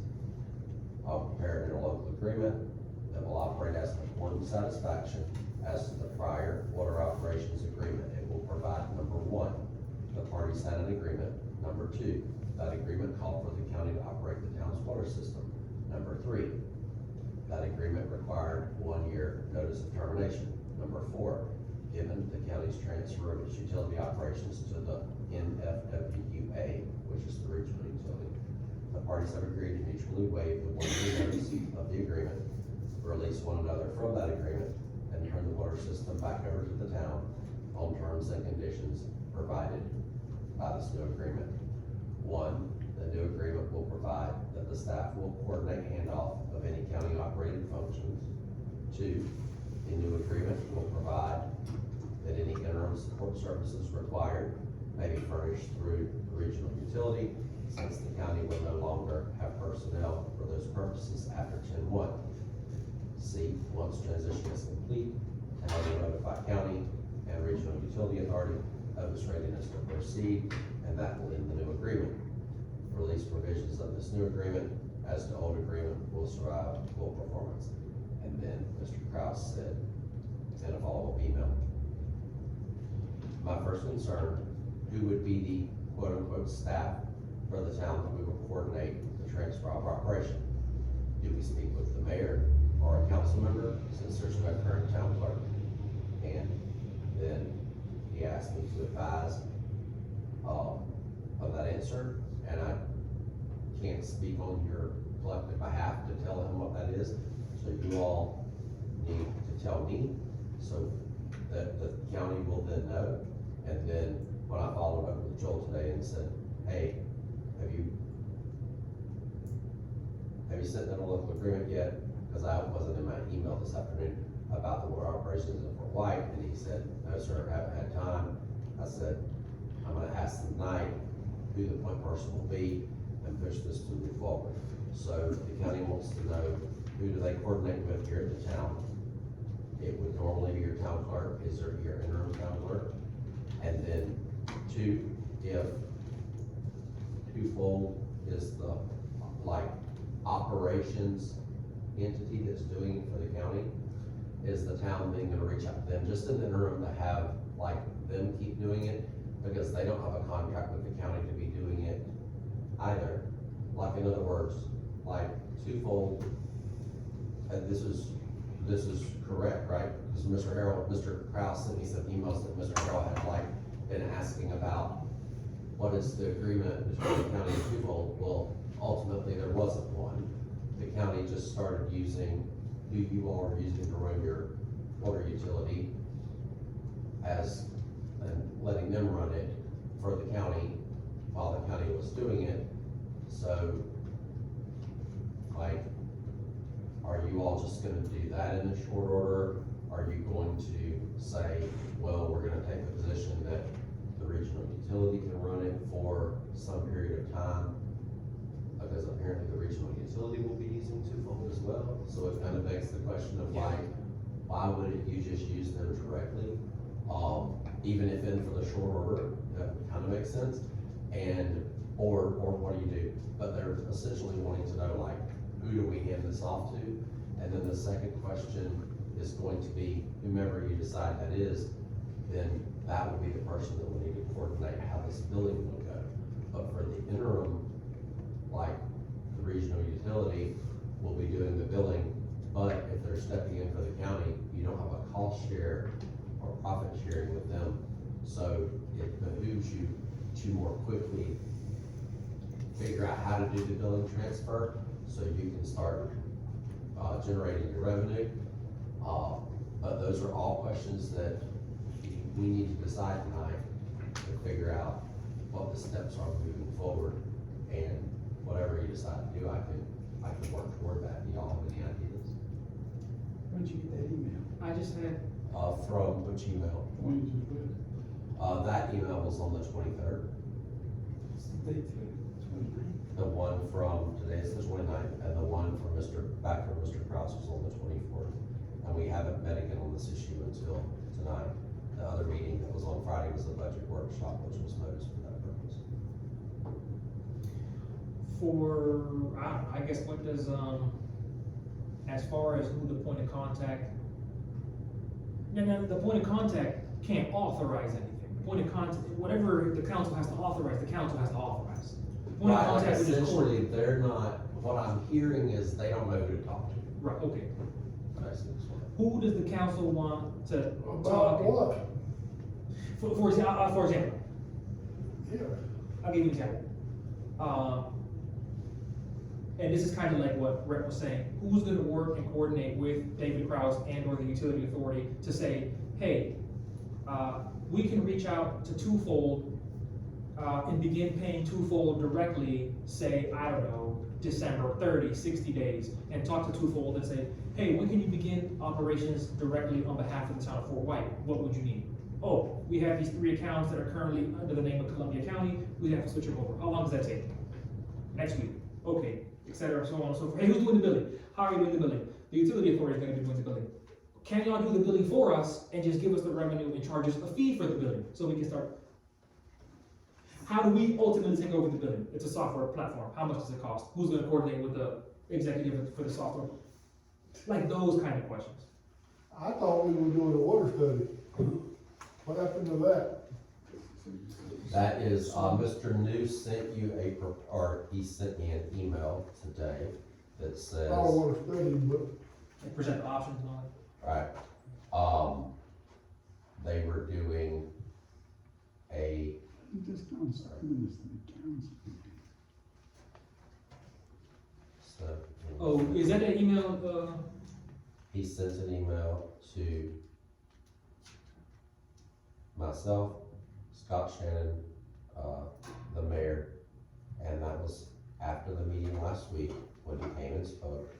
And he was talking about how they would go about, how we would go about getting that done, and how much that would cost, and the thresholds, whether we have to do RFPs or not, and what he thought his firm could do it for.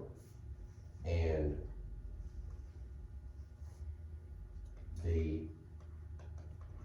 so we're still working on that, but that all came about last week, so we haven't gotten from him, or anybody from the town for that matter has not been able to reach out to the Rural Water Association. Like, there's a number of things that you need to be doing at this juncture that you have one person to be able to do all of those things.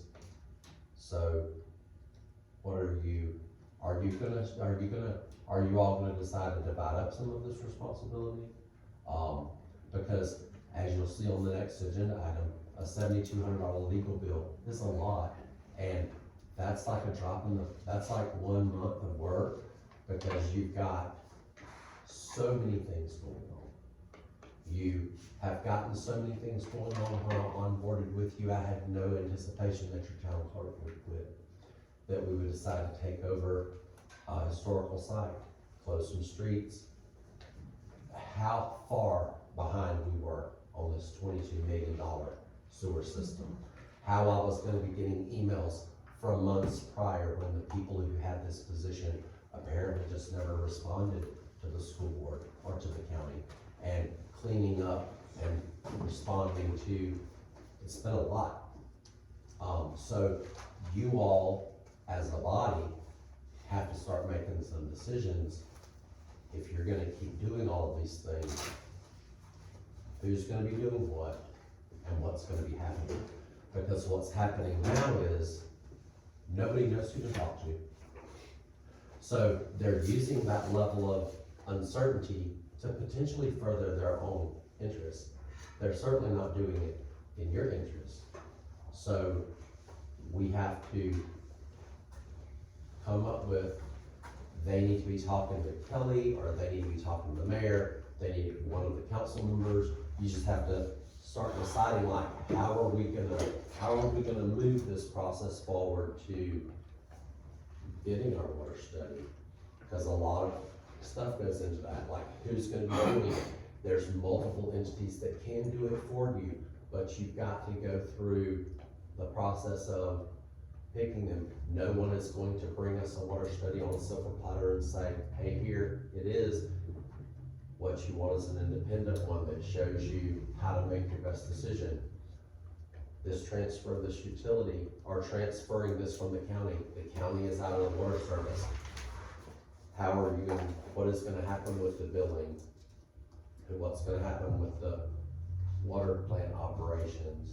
Okay, so do we have a volunteer council person? So let me, go ahead, keep going, go ahead. Okay, so the other day at special meeting, it was my intent to just buy us some more time with the county. Notify them we're gonna end the interlocal, not change anything, and authorize them to use whoever they want to continue providing services for Fort White. Now, I realize there may be a little bit of revenue involved in the transition period, but it's more important to me that we do this properly and that we ensure continuity of services, and we ensure that we are fully prepared and planned for the best options. If we involve negotiating bits and pieces and parts of the old interlocal, like, well, we're gonna do this and that, it's gonna complicate this a lot, because we're gonna have to decide revenue sharing, we're gonna have to decide what we can and can't do. We don't have the meter reading equipment, we don't have the billing software. You know, if we were gonna do that, we could have just took it all back and said, you know, we take the revenue and we're gonna get this and this. So I thought that it was clear that we wanted to just extend things with the county and authorize them to use the utility authority if they wish, or twofold, and give us up to 6 months to do a study and then look at our options. And we got a workshop scheduled the 6th of October. So at that time, we should have some, you know, consulting firms there, twofold is supposed to be there, you know, different people that would like to advise us of our options. I know at the last meeting, you know, I invited, Mr. New to submit some proposals for doing a study. And, you know, anybody, anywhere could do that as well. So, but I personally don't think we need to get into a big negotiation with the county. It might take us 6 months to negotiate the negotiation. And I think that's still on the table, right? We can still just say, We're working toward yeah, go ahead. what Mr. Foreman is supposed to be sending me, according to what I read, is that we're gonna do a separate agreement with them that says that we'll coordinate a transfer, how this is gonna go. And this will provide for interim support services, to allow, basically, it's not gonna stop October 1, but in this transition period, we then are gonna have to figure out what's gonna happen with your water system. And that could be 6 months, it could be less. The big things that you have to decide is the original utility going to operate it for you and do your billing, and do you ultimately do an agreement with them? Are you gonna do it some kind of way different, where you use whoever to run the system and however to do the billing? Those are the questions that you have, I mean, ultimately you'll have to decide. But what they're asking for now is, who do they talk to about transferring this, like, beginning the process of making a transition? Who do you intend for your point person to be? Because what's happening is various council members are reaching out to various county employees, and they send me follow-up, you know, emails about that, and they just don't know who to talk to. So, Redundant. and in that level of uncertainty, they're not sure, I guess, what to say to who. And so you need to decide, like, is the interim clerk the person that they're gonna go through to provide you the information, to give you the information? Is it like the mayor? Is is it one of you? I just, like, remember when you all first hired me and I said I saw each of you have individual skills, collect independently, maybe you don't see them working together. But if you all will apply your independent abilities collectively, you can do something amazing. And this is one of those times when we have to start, we can't rely on just having a clerk and a deputy clerk, because we don't even have that anymore. We did it at the beginning of August. So, like, we're taking on a lot of questions and a lot of decisions to be made. So we just have to decide, you have to decide how you want those decisions to be made, because that's what you're elected to do. So, my point of that was, we don't have any decisions to make for the next 6 months. I mean, we've gotta develop a plan in the next 6 months, but we just want the county to keep doing what they're doing. And I think the motion was the other day to notify the county we intend to end the interlocal, and then authorize you to negotiate an exit strategy. The county is telling you they're exiting, they're out of it October 1. You don't have to terminate the agreement with them. They've essentially terminated it for you.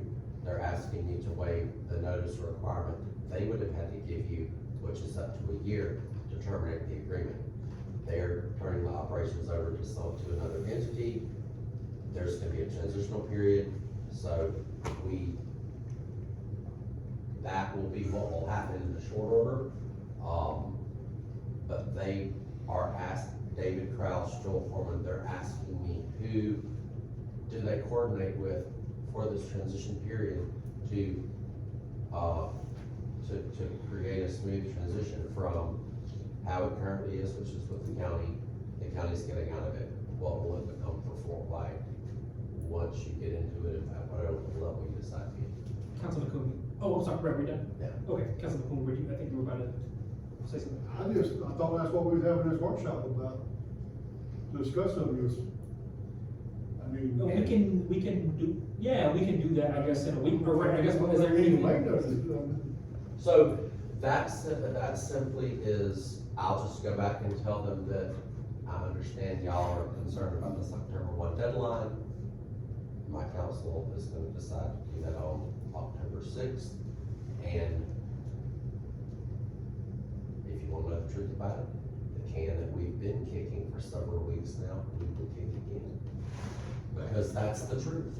And, Councilman Cooney. It's my understanding that it's gonna transition over to whoever's taking it from the county. And what we will do is then seek a new vendor. That was my understanding of the entire assignment thing.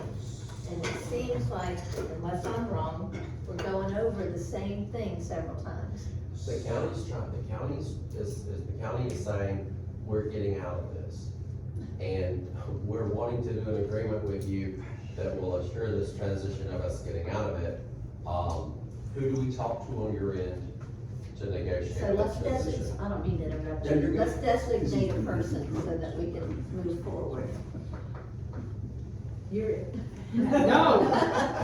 I have no interest of being it to be pawned off on authority that, basically It's gonna be too long.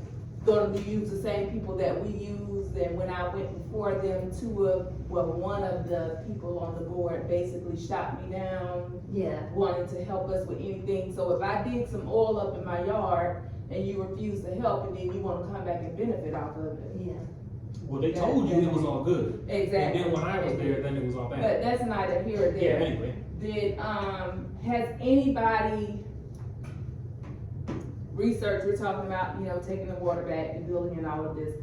Has anybody researched or reached out to see what the building process would be, or the extent of taking it over and how long?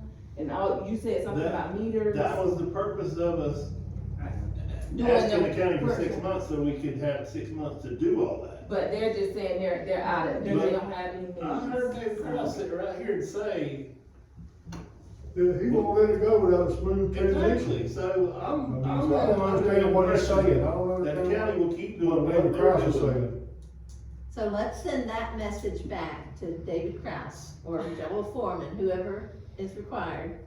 And then we'll perhaps work out some of these details in So, the, workshop. But haven't you contacted like Tim Z and guys and gotten little guy to come in here concerning the Well, I mean, I've survey? talked to some people to gather information about this stuff. I've had conversations with Mr. Kraus about it. And I'm under the understanding that, to put it in the most basic terms, you know, all we need to do is say, well, you keep doing what you're doing for 6 months, and then our goal is in 6 months to have a plan to do X, Y, Z. Are you willing to be the point person? If that's what the council wants me to do, but I'm telling you right now that my first call would be to David Krause, and it would say, can you keep doing what you've been doing? I don't care if you're twofold utility authority, we're not doing a contract with either of those entities, we just want you to keep doing what we're doing until we develop a plan. And then when we have that plan in place, we want to pull it back and do whatever. so a couple things. The utility authority is gonna use twofold.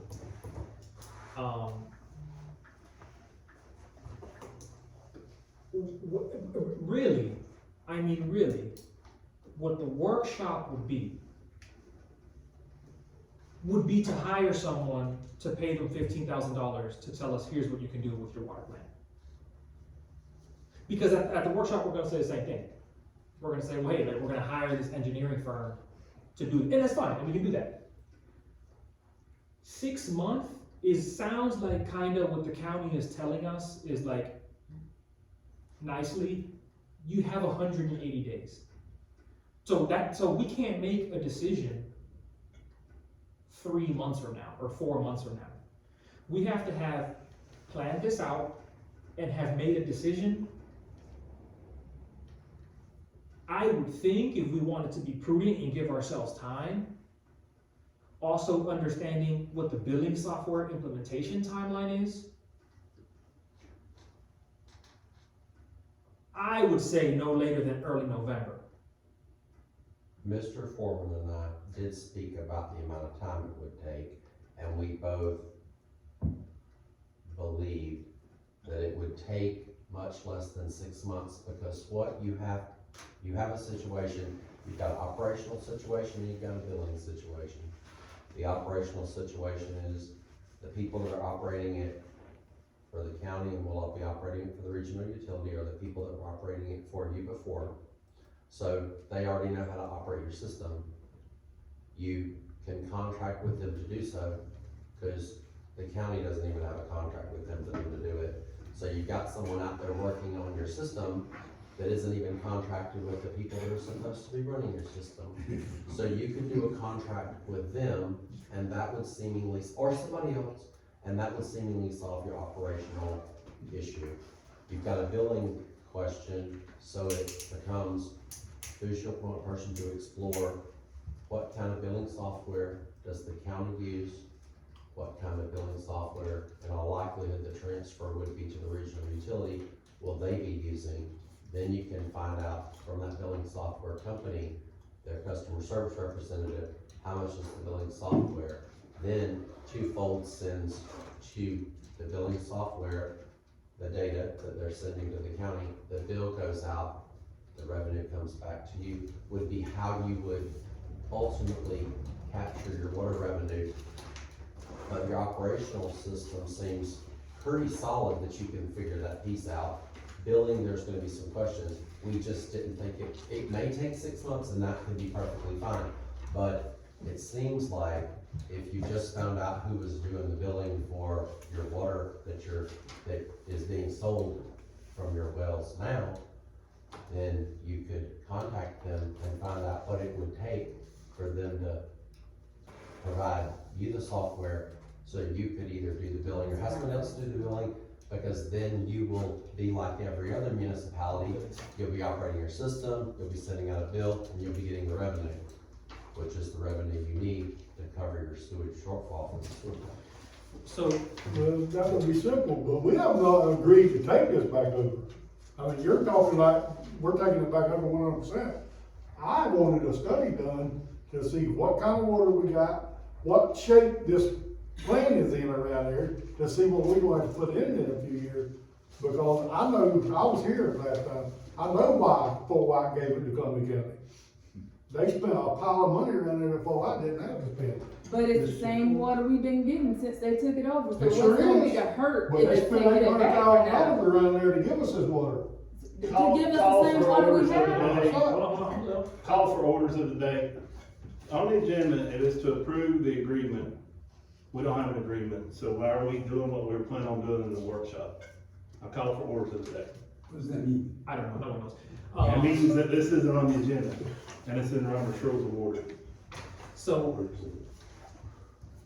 the billing so, You don't have the interlocal agreement back from Mr. Foreman, to act on, but the county has asked you, according to what I said, who's gonna be the point person for the town to the county for how this is ever gonna shake out. and additionally, And if the answer is, we'll let you know October 6th, I can let them know that. For Rick. speaking with Shannon Roberts, the billing software implementation takes approximately 90 days. The price for the billing software is approximately, I got the quote, $23,300. When the vendor could implement it for us, I'm not sure if they've responded. I'm going to go on a limb and say it's gonna be approximately 90 days, 90 to 120 days. Yeah, we don't have to make any decision tonight, we can just do that. But to Rex's point, there's nothing that prevents us just hiring Twofold and asking the utility authority, hey, how much would you charge us for billing? Hey, we'll charge you $4,000 a month for billing, and we keep the other $20,000 a month. At least until we make a decision, or not, but, or not, right? But that's the operational piece. The operational piece is not, I don't know, I get the feeling that it's being made out to be like this extremely complex, we gotta do soil sample, no we don't. Twofold operates it. Twofold's gonna operate it, Twofold was operating it, doing it with the county, they're gonna do it with the utility authority, they can do it for us. Didn't the council vote on this other day, though? Yeah. We voted at a workshop, so why are we Twofold hashing don't this out? operate that plant. They do the study to see what kind of chemicals and shit don't nobody go around and read these meters and check these fire hydrants and we don't even have a truck no more that's equipped with none of that stuff. Or an employee that can go do none of it. Twofold's willing to do it. Twofold don't do it now. They did, and they're willing to do it for us. I'm moving to table this item because we don't have an interlocal agreement. Okay, so what do we wanna let right now? I got a question. What, hold on. Okay, go ahead. I have a question. I mean, I just write stories. I don't understand, maybe you can help me, Your Honor, is that nobody has all the information. All the emails that Mr. Bullard has, I mean, tell me I'm wrong, you guys should have, because you're the ones, are the decision makers. You know, as the second Bush said, you're the deciders. Mr. Bullard walking around with these emails from a week before and 3 days before and today in his cell phone does not help you guys make a decision. It doesn't help when Mr. Harold talks to David Krause or gets an email and doesn't know what's going on, or the mayor talks. You got 30 seconds. Or I'm sorry? 30 seconds. That's fine. Or Ms. Merrick's talks and gets put down by the county, or I see Twofold flushing the fire hydrants and now I hear that Twofold's not doing anything. You guys all have to be on the same page.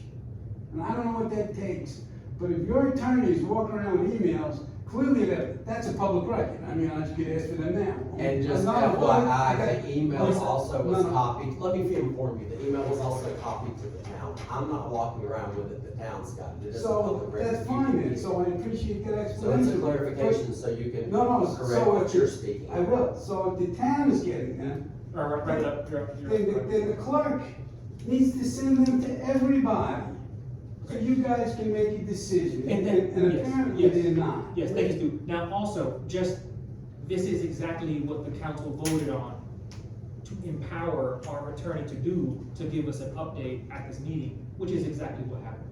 Did you So, empower them to negotiate? Stu, I'm not arguing with you. I'm not gonna argue with you. There's no negotiation. At the end of the day, the county simply wants to know from you all, who do you want them to talk to on your behalf to handle the transition of this situation, whatever that transition may be. If it's to a regional utility, if it's to you doing it, whatever, because they're saying they don't know who to speak with. Well, if all we're making it is a decision for them to speak with someone, given that the mayor has reached out to Twofold and the billing company and knows more about the transition and the time period, I would make a motion to approve the attorney just to communicate with, Mr. Kraus and Mr. Foreman on the transition process, and to keep us all informed with the dissemination of information. And to be fair, that's not to say that I or the attorney is able to make any decision or bind the council Right. at all. It's just a streamlined communication. Right. I have no attachment to what you all do, like in terms of whatever you wanna do with your water plant or whatever you're doing with the sewer plant. But we're wanting to do a lot of things. And if we're gonna accomplish those things effectively, we have to move forward with some action, some type of plan with, like, how do we move from here to there, is all I'm trying to do. I move that we table this item because we don't have an interlocal agreement revision. Okay, but do we wanna answer the county's request for a point of contact? Because the county's asking for that information. What is the point of contact them to discuss before we have a workshop to decide what we need to do? Whatever it is, You can But you do the it. county can't, wants- you can't, All you they can't do is take tell them, we don't official. know nothing until the workshop. There you But go. the problem, the We'll give problem. them somebody to talk to. The Let's problem- name somebody.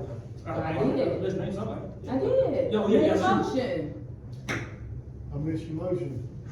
I made a motion. Go ahead. The problem with your, what you're talking about is that at a workshop, you can't take official action. A workshop is not for that purpose. If you want to, you can Okay. notice your workshop as a special meeting, but at a workshop, you can't take formal action. A workshop is simply to discuss whatever the item is that's being discussed at a workshop. So if we're gonna do it on the 6th, maybe we change that meeting from a workshop to an actual town council meeting, so you all can make a decision then. I wasn't trying to complicate these things, I was just simply trying to pass on what had been conveyed to me. So Yeah. until then, I'm sorry, did somebody cut somebody out? You were speaking first. So until then, I think it's important to have a point of contact so that person can come back at this special meeting that we're gonna have and give us the information that they received from the county also to go along with this. So we're not, Mr. Harrell, approving, you wanna table the revision of the, interlocal agreement. But what I motion for is to give the mayor, the right to communicate with Mr. Foreman and Mr. Kraus to bring us back information about this transition process and all of this, so we can have it at the special meeting. Yeah, That's that's true. different. The problem I have with that is, we're gonna give the mayor that designation when he's sitting right here in this very meeting talking about buying software and reading meters, and the council hasn't decided that we are even gonna ever read any meters or buy any software. We may contract That's that a out. part of the transition process. Which the council has to decide as a whole and talk about in a workshop. But if you don't know what goes into that, and you don't know the price, how can you make a decision? So, That's why we're asking for a feasibility study. We sat right here in a special meeting, talked about doing a feasibility study. okay, every vendor that I have spoken to is confused about who to speak to. This is not just the county. And that's what they want. Every vendor I have spoken to has called me and said, Mayor Thomas, what is going on? Who do I talk to?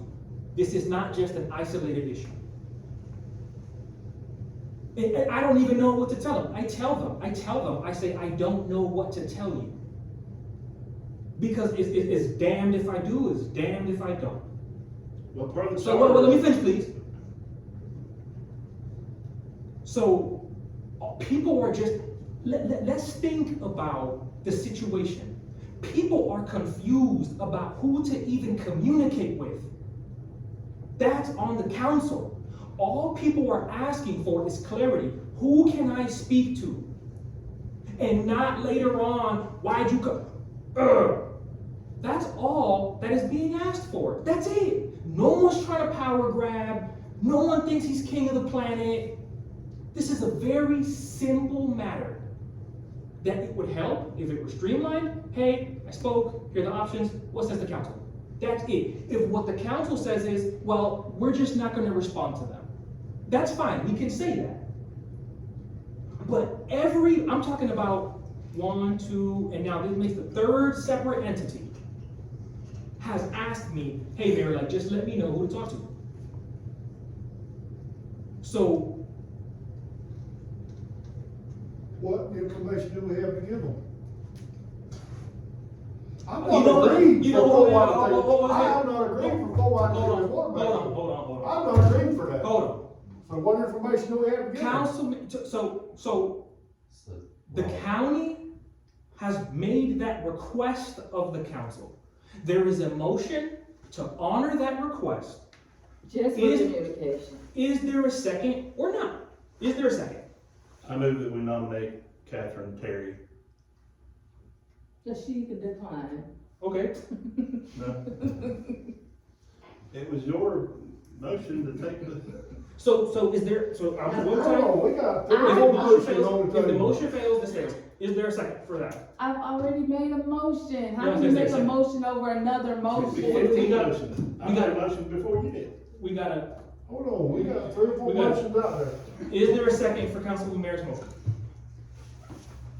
So Okay, there's a what second. is that? Just for him to communicate with David Kraus and Mr. Foreman on the transition process. Nothing, no negotiations, no taking the water back, no nothing, just what it's gonna look like between us. To present the option. I second that, but like I said, I'm not agreeing to No, give no, water away. even if I wanted to, No, I no, couldn't I'm not. bind the council. I'm not saying that you can go. He do- seconded I it. second it. Is that okay? I second it. Okay, all in favor say aye. Aye. Aye. All opposed say nay. No. Nay. It comes to me, aye, okay. I will be the point of contact. Mr. Bullard, was there anything else that you needed to be able to respond to the county in a competent manner? no, so are we gonna keep the 10-6? Because it'll be a workshop to discuss and not make decisions, or if it's a workshop, are we gonna make 10-6 meeting an actual council meeting, so if you need to take action, you could. What do y'all wanna change it so we can? Why can't we have a workshop followed by a council meeting? You could. We can have 2 meetings, or we can have 1 meeting. Like maybe if you don't even need, you could notice it, but you may not even need to have a council meeting if you decided to workshop. And we're just talking about this, we don't think anything's potentially ready for the vote. We can even make it a special meeting to limit. I think Let's we go. need, go ahead, I'm sorry, go ahead. Didn't mean to interrupt. No, go ahead, that was it. I think we're gonna need to vote on something at that meeting, so we need to make it where we can vote. Yeah, go ahead. I'll go back again to the word assignment. To me, assignment means it opens it to vendors. Twofold, or XYZ, or ABC, and options of how to deal with the water, including town of Fort White doing it all by themselves. But when, and I'm asking you for your professional guidance. When do we open it for that, or how do we open it for that, rather than just keep transferring it around and not getting benefits, not getting revenue? So right now, you have a contract with the county for them to do it. And they've told you, we're getting out of this business, we're not doing it as of October 1. So now, you essentially have an agreement with no one really. Because what the county has said is they're gonna have the regional utility authority doing all of the stuff that they were doing, which will begin to do the stuff that you're doing in the interim. That entity is a separate governmental entity. The county is out, you're in a local, you don't have one with the people that will be running your system, and the county will be out of it. So we have to figure out, like, in this interlocal that we're talking about creating for this transitional process, like, what does that essentially look like? Who's the county gonna talk to? When are they gonna transmit the data about your billing? When are they gonna transmit the data about any operational issues with your plant?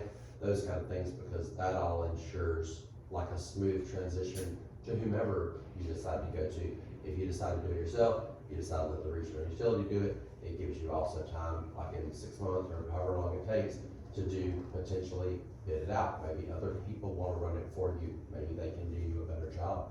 It gives you time to do the studies you need, but we just have to, like, kind of figure out what the transition is gonna look like. So to whoever it's gonna, like, what the end ends up being is what y'all decide. But to get to the point where you y'all make that decision would be the transitional period, and we have to start beginning to define what that looks like. Because there's gonna be one. Yeah. And it seems like what that will be is we'll probably have this engineering firm come and they'll present us, and I think that's gonna be the information the council's looking for. Is they're gonna say whatever they say, right? Go ahead, Councilman.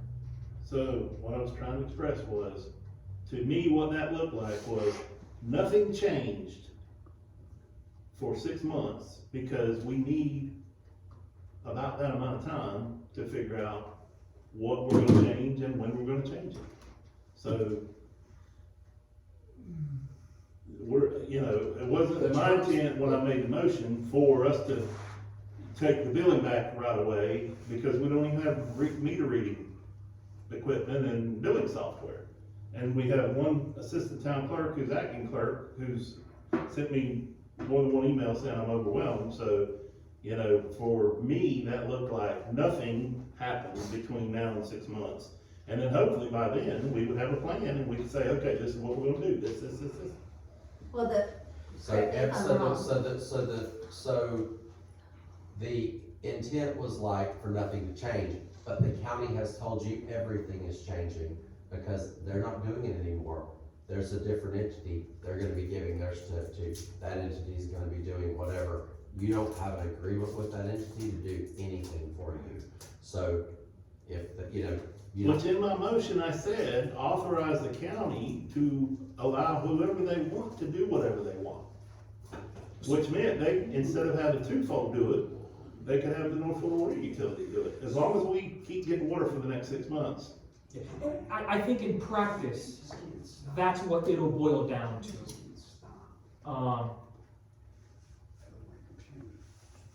It's just but trying to figure out what your transition is gonna look like, and I'm at the stage now where they just wanted to know who do they begin to talk to about any questions you all have, for data transmission. Like, in other words, who does the what, the nuts and bolts of how this is gonna work. You're gonna have to start asking questions, and they're gonna start transmitting data, and they're gonna have to be giving you information because they've been doing it for you. You haven't been doing it for yourself. They have all of the information.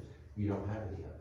So they have to give that information to someone, and that information has to then be processed in some kind of way to determine what your best avenue is for success. So the decision before us right now is, we have a workshop. We can't take action at a workshop. We can do a workshop followed by a meeting, Or we could just make the workshop a special meeting and talk about the water, and then that also allows us to take action. Or we can make it a regular town council meeting, or whatever. Or do like a workshop, what Mr. Harold was saying, do a workshop and do a meeting after that. Yeah, right. If we could do a meeting right after. Is everybody good with that? We'll keep the Yes. workshop and just slap a meeting on the back end? Yes, Fantastic. You were gonna say something, Councilwoman Terry? I'm either way off base or we're just talking about the same thing over and over.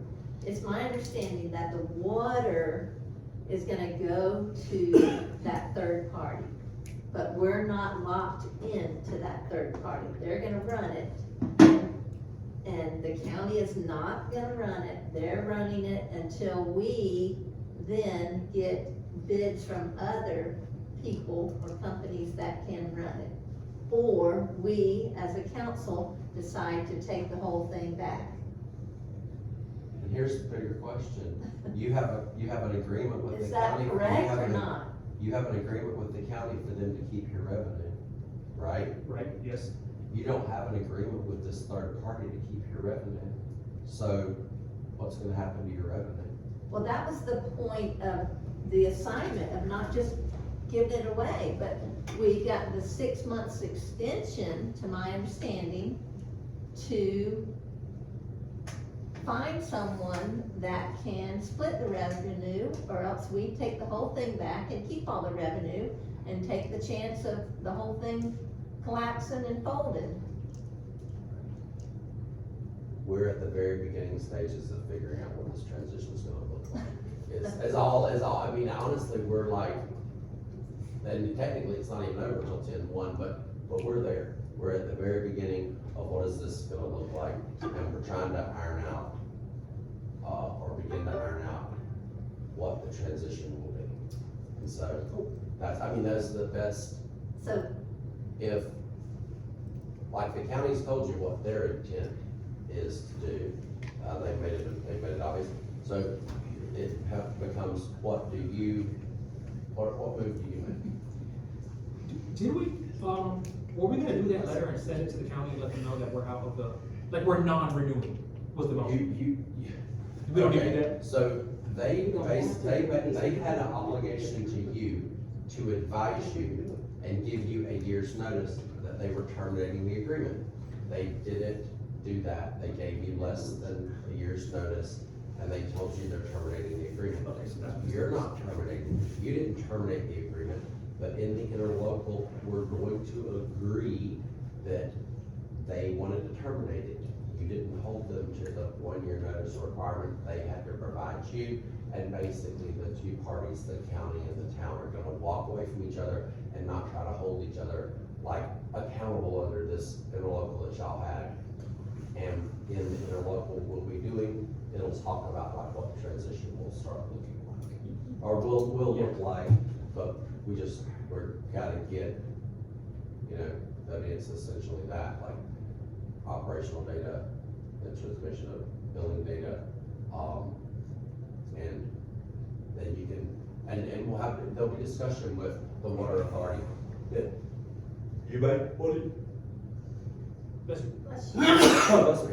You may wanna use them, you may wanna use a third party, you may wanna use them, but you gotta get to the phase where you can even make that decision, and make that decision in a way that is most beneficial to you, potentially.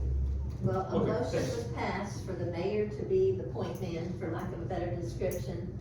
So, point man, go for it, and make clear that we want to get to a point where if we are not running it solely, we are being compensated for it.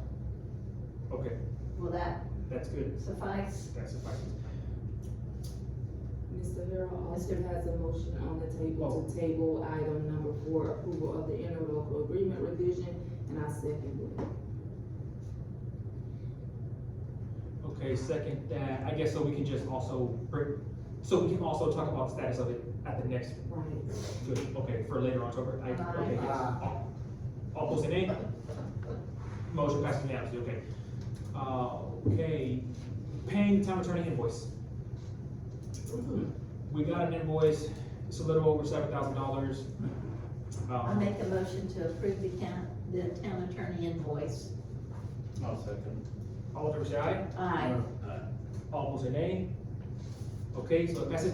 Do we want to try to spend less Yeah. than $7,200 a month? Yes. We always want to try to spend that. Yes. And I knew that our onboarding was gonna take, because at the front end, even in the middle of July, I said I won't start working for you until August, but I'll still work for you in July, and I put in 20 hours. And when I started working for you in August, honestly, I had no idea. So the amount of work that you needed, and several things happened that were completely unanticipated, but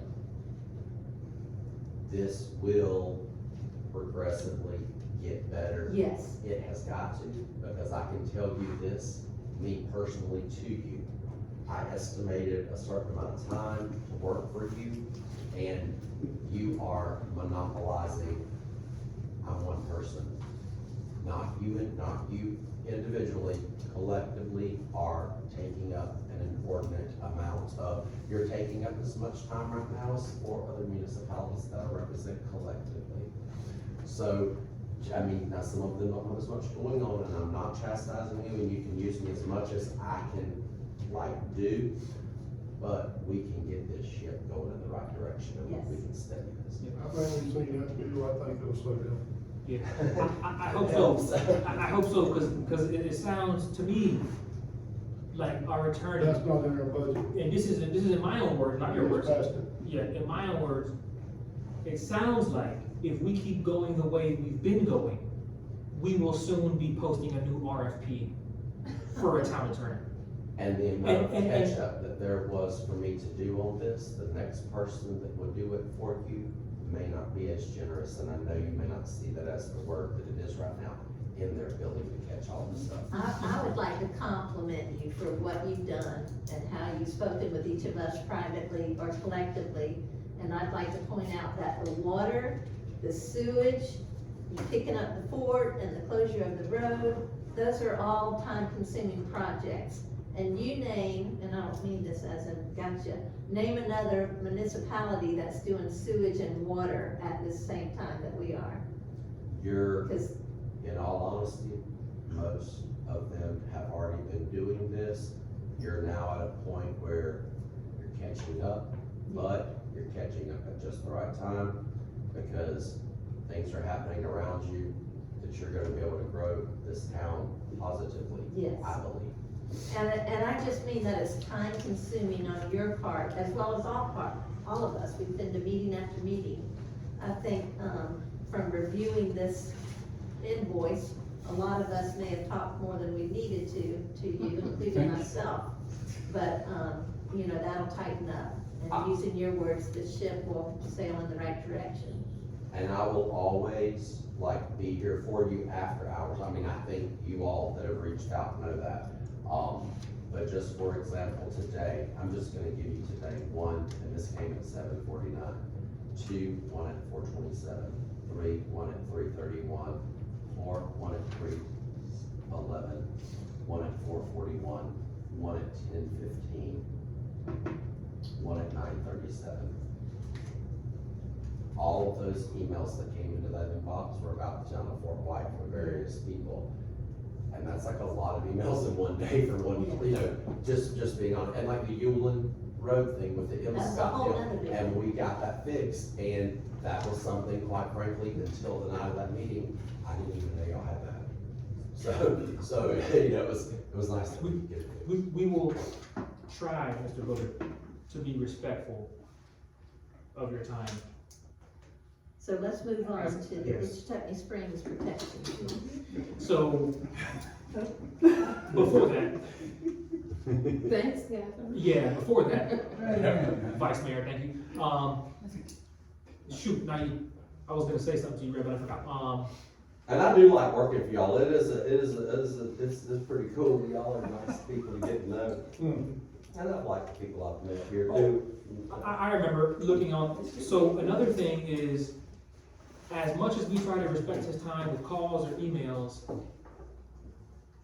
approximately $1,200 of the bill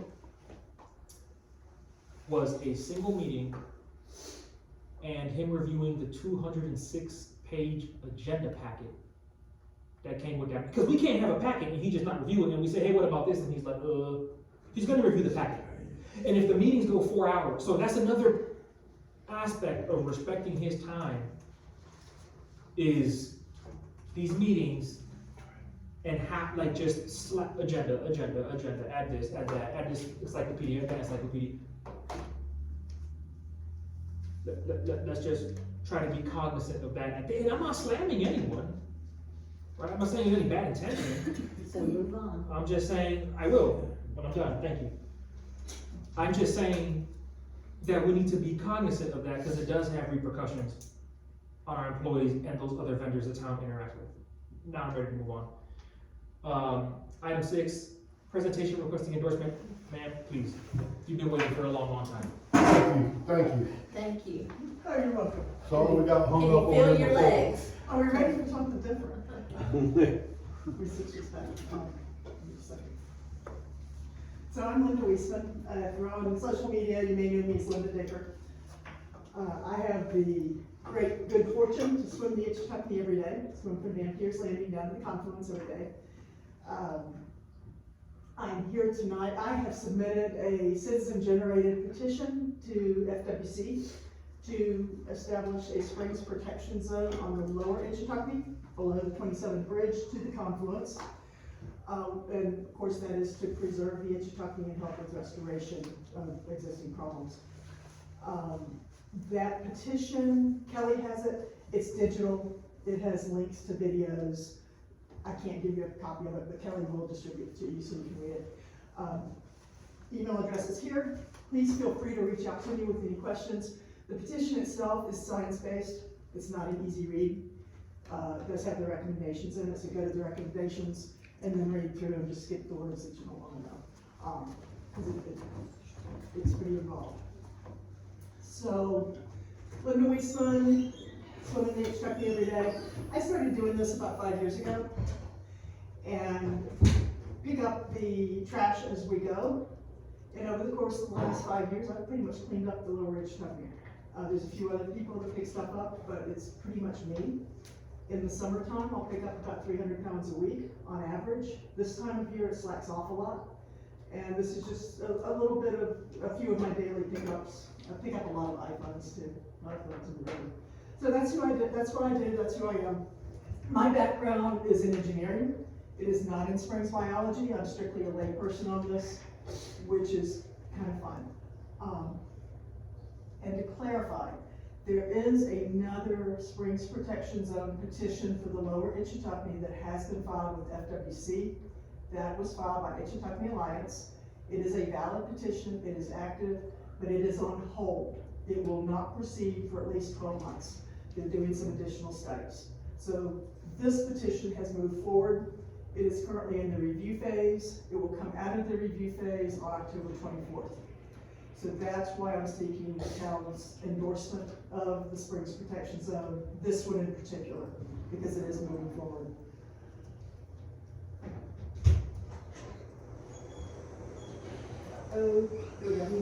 So the Springs Protection Zone petition requests two things.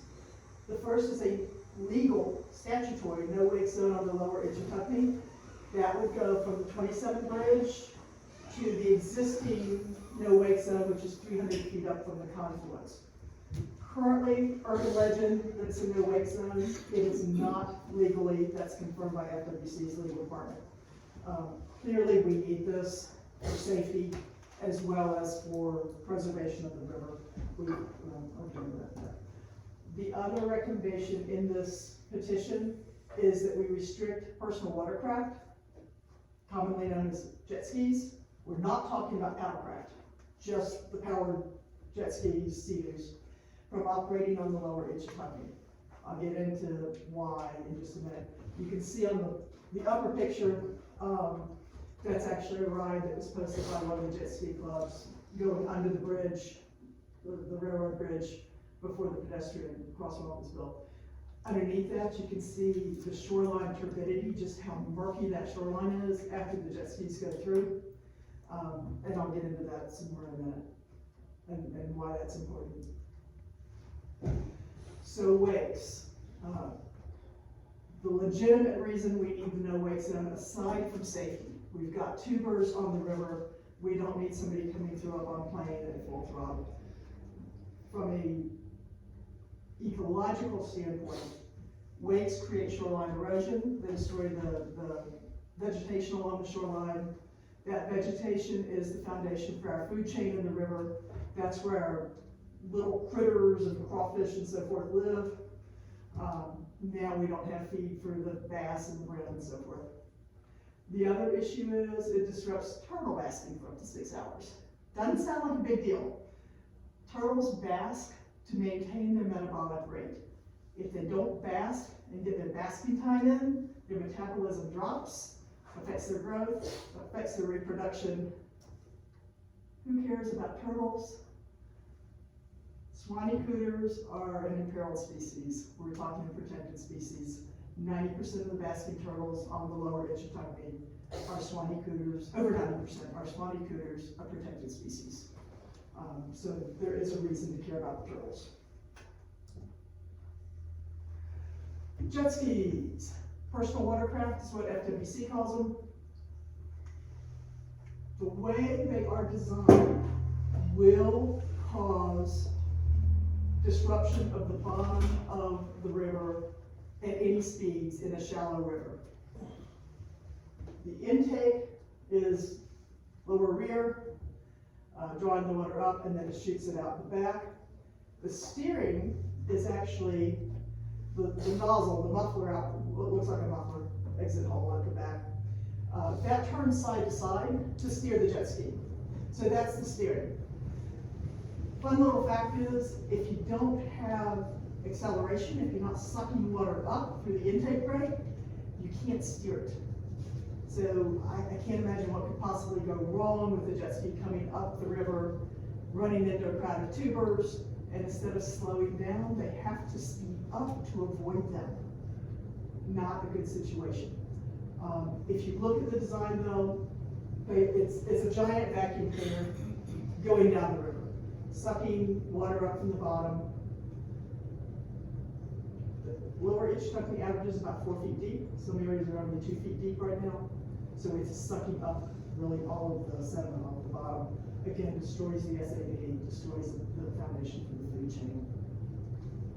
What's that SAV, Linda? Oh, I'm sorry, submerged aquatic vegetation, I'm sorry. Thanks, Rick. Yeah, trying to do better on that. The power on these jet skis. Again, we're talking a giant vacuum cleaner. The strongest vacuum cleaner you can buy, the nice industrial backpack ones, are 6 horsepower. We're talking 120 to 180 horsepower just for recreational personal watercraft. The high performance ones are running 325 horsepower. Giant vacuum cleaner running down the Ichthyophany. That's the 180s what my car has. There we go. I mean, yeah, take that down the Ichthyophany. Yeah. I'll let you proceed, but so if Yeah, feel free to interrupt me. So if we approve, so when we, like, when all of us sign it, we would just approve it and it would just say Town of Fort White, like how would? It would be an endorsement letter. I have one from Branford I can make available to you if you want to kind of plagiarize. So you would need it or something? I would suggest, I would think the town council would vote, and if you concur that you want to support this, then, you know, you can plagiarize Kim Sanders' letter. You wrote a really nice letter. Just saying. So the issues on the jet skis, of course, it creates excessive turbidity. That's the murkiness of the water, browns out the river, especially in shallow streams. When the river's up, it's really not as big an issue when we've got, 10 feet higher than it is now. But at normal water levels and very low water levels like we have now, it's a huge problem. The jet skis also create waves, even at very low speeds. With a boat, the wake is created by the displacement. The faster it goes, the bigger the wake. With a jet ski, you're shooting the water out the back, so it's going to create a wake even at low speeds. And when the jet ski settles in the water, you get more of a wake. So again, that's the case against jet skis. Back in April of this year, now jet skis often ride in groups, kind of like motorcycle clubs. Back in April of this year, we had a group of over 200 put in at either Ellie Ray's or the other place. Over 100 of them came up to Itchitucky. I put counting it at like 119, came up in one group. I have to swim before noon or I can't see the bottom of the river when there's boating activity. When one jet ski comes by or two jet skis, the river growls out. Over 100 and it was a disaster. This gives an example of what happens with the shoreline vegetation. This is just downstream from the bridge. They're coming in, they're taking a break, gonna cool off, whatever, have a drink, whatever. As they pull up on the shore, they're destroying the shoreline vegetation, and of course you've got the intake nozzle in the back and the very, very shallow water that's destroying the submerged vegetation as well. Ma'am, let me, Sir, yes. is the council ready to approve this? I've got one more slide. Okay, okay. Yeah, this is, yeah, my friend put this one together, and yes, she'll be disappointed if you don't watch it. And we don't have volume. Well, it might be on TV. That's all right. No volume, sorry.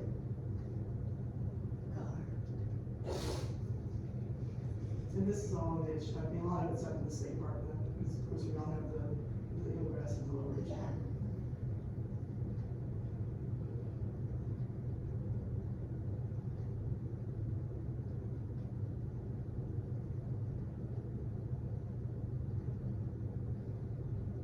This is the lower ridge here.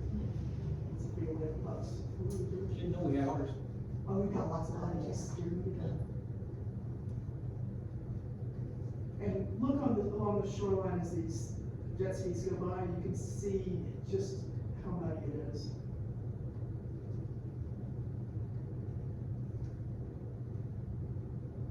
We've got otters, we've got beavers, of course we've got manatees. I've been seeing beavers 3 or 4 times a week up in the state park lately. This is the lodge. Okay, that's it. Now you can vote. Thank you for your time. I have a question, what is your interest in this? Are you a property owner on that section of the river, or are you a I wish I could environmentalist? afford to live on the edge of it. So my background, I was an elite swimmer in my youth. I retired 8 years ago. Took me a couple of years to get out here. On the Santa Fe next door to this nice lady. Bought on the Santa Fe right down from the confluence over 3 rivers. And there's not a whole lot to do out here in terms of exercise other than walking, and I've got 2 bad knees. But being a former elite swimmer, I started swimming the edge year round. So that's been my interest, is over the last 5 years, I've seen the damage to the lower ridge stumping. You know, I know that if I don't get out of the water by noon, it's too messed up. And I love this river. I love the town, but I love this river. And I want to see it preserved for future generations. I want to see it recovered. Promote as much recovery as we can. That's all I'm in it for, is to help the river. Yeah, Kind of feeling kind of get out and go off and all that. so the In the floors, spring? In the river, not in the spring, but. Yes. Well, no, year round, I've had one up in the state park about a month ago, it was stalking me. They haven't gotten her out yet. They're trying. okay, so the floor is open, let me know if my wording is right here, it's open for a motion to, endorse this Springs Protection Zone petition For FWC. Yes. for FWC, Yes, sir. presented to us by Mrs. Wisdom. I make that motion, as you second. A second. All fair say aye. Aye. All opposed say nay. Okay. Motion passes. Thank you. Thank you. I will send Kelly Ken Saunders endorsement letter. Yes. And then y'all can. Yes, read it. okay, she'll, yeah. Thank you, I appreciate it. Thank you. Sorry you had to wait so long. Oh, my pleasure. And I'm asking out of ignorance, I guess, what's like the alternative argument?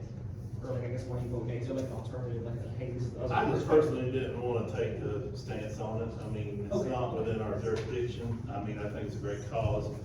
And I think we are doing what we can as a municipality by implementing the sewage, which, you know, but, as far as us taking a, you know, official stance as a town, I just didn't really feel like that. Now, personally, I think, you know, DP, you know, needs to look at this and do their job, and, you know, people like this are, a lot of times, what gets that conversation started, so I applaud your efforts. Thank you, I'm sorry, I wasn't paying attention. Thank you. I'm obviously very passionate about it. You see it. She sees You it. think? Yes. Yeah, I see it every day. I'm out there every day. Yes, And ma'am. it's a magical place. Yeah, I agree, and I'm not against. So what was you your know, objection? Just curious. I just said I don't feel like I need to take, the town needs to take an official Okay. stance, because that's not. Okay. So the reason I'm asking for the endorsements is FWC puts a lot of, weight on public support of these petitions. And I've been trying to generate, individual support, and I'm just not getting the numbers I need.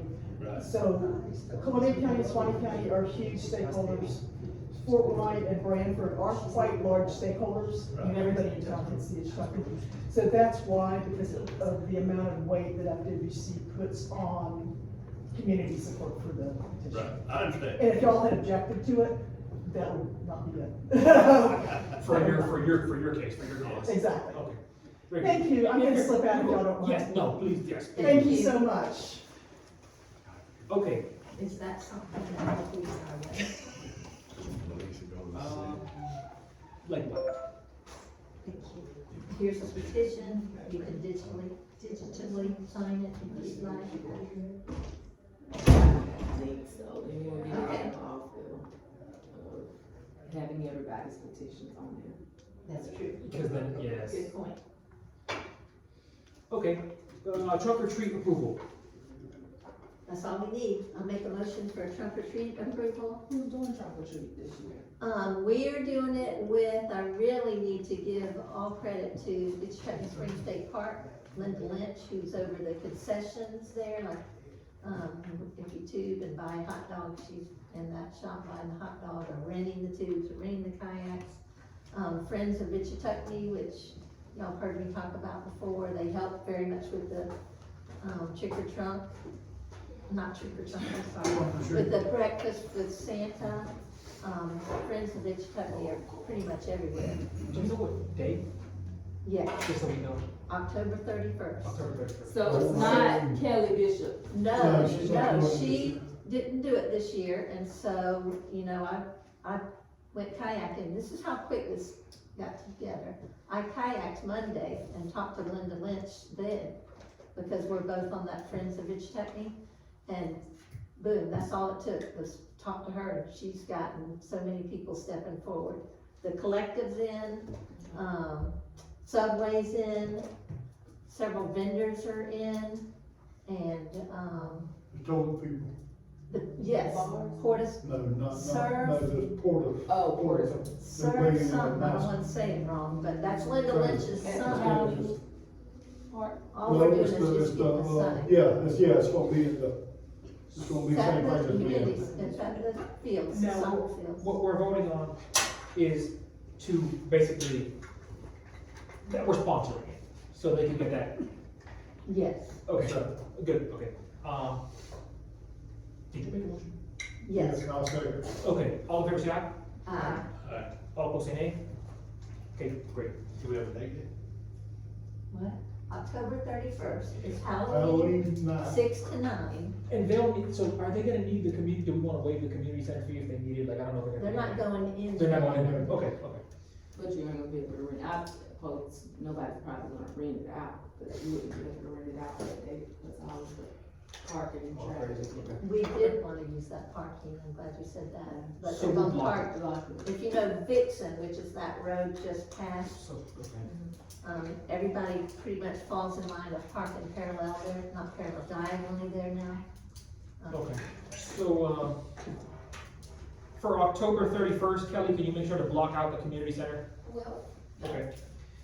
Next item is train depot. And I I'm, think that's, oh, sorry, go ahead. no, I was gonna say, we do need the power from the community center, but we don't. they're getting lights out there, and the lights have generators, and Linda Lynch's son is donating for lack of a better description, a toilet trailer, rather than just the porta-john. This is like when you go to a golf tournament and, you know, step up. The real deal. Yeah, it's not, go to the bathroom and get out as quick as you can. Okay, very good. All right, so, next, number 8, train depot. Go ahead, So Councilwoman. thank you on that. Yes. With the train depot, and I talked with Kelly before the meeting, I just wanna make sure that we've got this electrical stuff done and the Troy Cruise. I don't understand why everything's taken so long for that. And Was that a work order you submitted? we've approved it here several times. We approved it when you left the meeting down there at the community Okay. center, and we approved it again when you left the meeting. Not that that has anything to do with it, but Yeah. you weren't here with that discussion. And there's still not been any action. Okay. Hey, And we did get the quote, you know, and we approved a quote on the electricity. We've Okay. done all that, I was so, gonna ask. Go ahead. That's what I was gonna say. We authorized the low bid on that electric repair. I think I remember that. All the electric repair. you were, I think, no, you were here. for the electric, I think I said. Yeah, you were here, and I don't mean that like. No, I know, I just wasn't there. Yeah, that's fine. And then the other little minor details, I think, when we talked about it, we just said that the guys here would do it. Yes, they've got to replace a couple of boards because they used boards that were too narrow. And, Earl Yes. said how they were trying to save money, whoever ordered that. And the picnic tables were with that, moving 2 picnic tables from Johnny B. Bryant to underneath the carport. Kelly, And getting that wood, which I think that wood's gonna total like $138 for Not- 2 yeah, not much. picnic tables.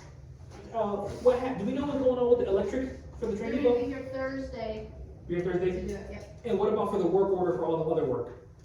The Did you work s- orders, Buster still has them, and So he got 'em. completes them, he brings them to me. Very well. And I'm Yeah. not sure what she said at the end, cause I can't hear in that room. What- But I think she's gonna have to, purchase a fire extinguisher, cause that was on Troy Cruz's list. A particular size fire extinguisher yeah, for it's that a size size. building, To hang it up. yeah. Okay. And you have access to pull up that email, right, Kelly? Yes. So, I do like- we want to give the guys a deadline to have these work orders done? Yes, Evidently. Cause this keeps coming up, we Couple can't keep months. putting this on. and I Our work order should volunteered have a deadline to anyway, go get that cause we give them lumber. Great Road, we got 10 days. So we need to give some kind of work order deadline. And it needs to be mandatory, pretty much. Yeah, let's, Kelly, maybe let the guys know that Crunch. the council is starting to bristle about it. Yep. So maybe, We'll do it tomorrow. I think that might Mhm. help. And Okay, from that room, at one point, Kelly, you said that you did have some kind of guideline checklist that they did From what room? from the room you're sitting in now. She- When we were Oh, talking work about orders? Bill talking to them and. No, not work orders, a guideline that they do naturally during Yeah, the week. I do, yes. Okay. Is that something that Bill can I would- have? I can make copies and email them to you. Yes, I'd like to see that. Yeah, I will. I'm working on something. Okay, And I'm sorry, you know. good, there you go. I'm working on something. I And don't know if he- it's gonna work out or not, but we're trying. Hey, okay. Mr. Bullard has said several times about spreading out this workload. I mean, I love doing these events, if y'all trust me doing these events. Bill's the guy for the maintenance. Monica, we still wanna see Jungle Gyms, but we see Red Clay out there, so you're the woman for that.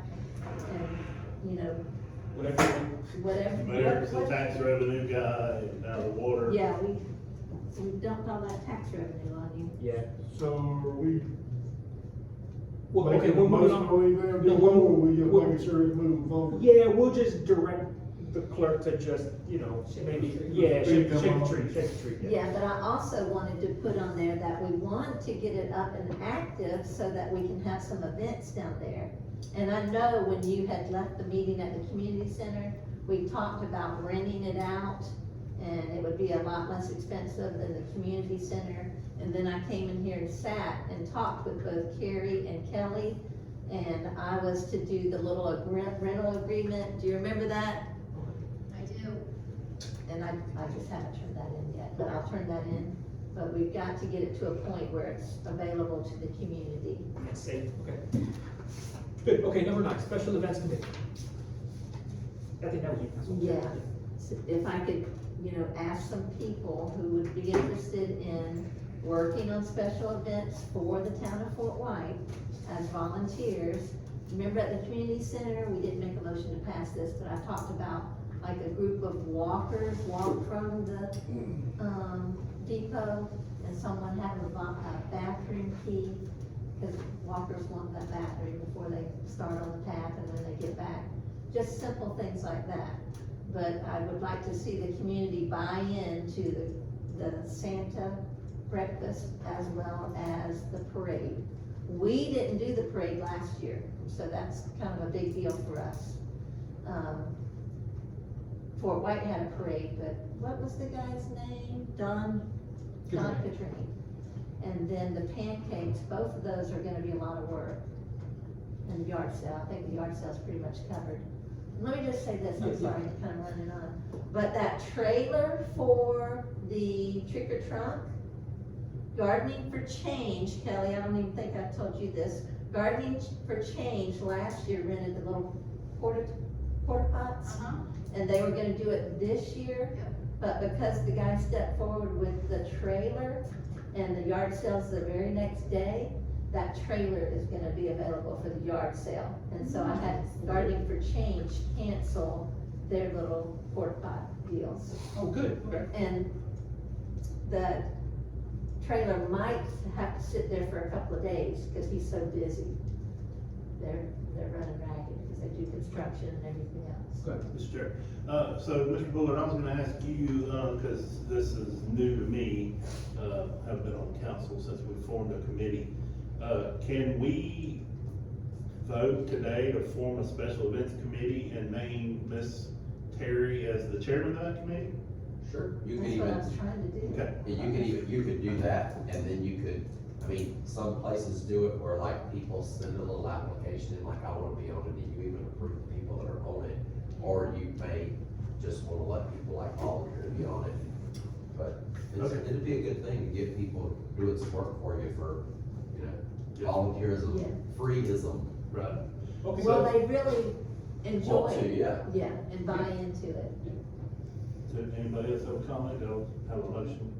No, you go ahead, if you had something. Bill, you have anything to say? I move that we, form a special events committee and nominate Ms. Terry as the chairman of that committee. I second. Okay, all in favor say aye. All opposed say nay. Okay, motion passes unanimously. Yes. 10, Councilman Mayor, I think this was yours. Update job descriptions of town employees. Yeah, so we talked about this at the workshop, but of course we couldn't make any decisions or, motions to update them or change the, job descriptions. And we talked about this, to correlate with the increases, that we did. So I just wanted to make the motion, to have all the public works and, clerk and assistant clerk job descriptions updated accordingly. So I've never seen a, public works job description. Have y'all seen it? No. And here's where I'm going. Is that something that Kelly can email each of us, that we have a, copy of the job descriptions? If she can find them, yeah, and if there isn't one, then we probably need one. You would have to make one up for Earl, being that he's doing the Yeah, so, labor plus mechanic. Yeah, so we wanted to come, so that one, I did think about it, and I thought about it as, so, City of Gainesville so again. I'll make a You motion. have maintenance worker one, and maintenance worker 2.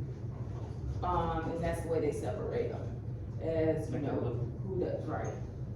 So I oppose that Earl being the mechanic person, that he would be a 2, and Gerald would be a 1. Two being better, a higher. Right, and it has more detailed job descriptions that sets them apart, but, I could pull, those job descriptions, give y'all an idea of what's in them. I'll pull, because the county has the same positions too, so I'll pull theirs and a couple more to see what we wanna pull from it, and, Okay, so do we need to make a motion that she's it? So what is, oh, go ahead, and then, So I also recommend that once those are revised, we do a job description acknowledgement form and have each employee sign that they've read it and so understand. include acknowledgement. Yeah, that's pretty Oh, standard. yeah. Yeah. And then for whoever the supervisor is, I guess we can include for the like a 1, a 2, and a supervisor. Right, Right. Yeah, fair, okay, yeah, I think that makes sense. At this point, meaning Buster. It's just, I think he's the supervisor. Yeah, Yes, he would be, so he would be able the lead. to. lead, Yeah, the lead. Or the crew foreman, Or whatever whatever the verbiage, the king. supervisors don't work with it. So I downloaded the job descriptions out of an old agenda packet, and these are them. It has the clerk, assistant clerk, public works director, which I think that was Vern at one time, but I don't know if Buster went over to that spot since he was most senior. And then they have, assistant public works director. Now, these wouldn't be the executed, so we'd have to get them from there, but they do have different titles. Like a general laborer. yeah, that's good, yeah, that's good. Yeah. Can you send that out to Kelly, or send that, what you can send it out, or whatever? Kelly Yeah. and then send it to Monica. Yeah. I'd like to see them also.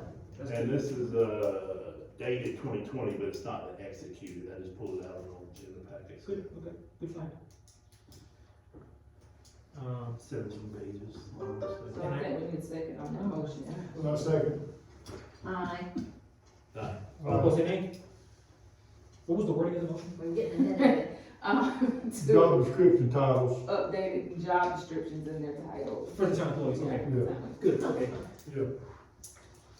Item number 11, soccer club community center request for November 15th. I guess they just want to waive the fee, basically. For the community center, for the soccer club. I They don't wanted the think- fee waived, and I we don't kinda think said it no. constitutes waiving the fee on what they want to use it for. We've Oh, got what to is she- stop oh, waiving all these fees. Just for them to have access to the restroom and to cool down. Oh. Because they're doing They the leave trade. it in there, and then. That's why. Do the office work. So my thoughts on that are is, you know, we have costs associated with maintaining the building and cleaning and electricity and all that. And those are paid through the revenues we generate, and if we're not generating enough revenue, I think that, ought to be built into their fees that they charge participants, you know what I mean, to rent so I wish we could waive it for everybody, but we just can't, so. And I think we will perhaps not immediately, for Mr. Bullard's sake, or if any councilman wants to take it on or something, just, it could even be a policy letter, that way the community knows, like, hey, if you're a nonprofit, for whatever this, we can, it's automatic 50% waive the fee, if you're, whatever, yeah, or if it's just, you're paying. That's okay, but we just need a policy, that'll protect the clerk, that'll protect us, whatever the case may be. And it To would avoid just be a treating any one policy. group unfairly, Yeah. and treating all groups the same, because everybody wants to I be think we're treated. gonna We've been talking about that. Oh, yes, okay, Ooh, thank you, because I was not about Thank that. so.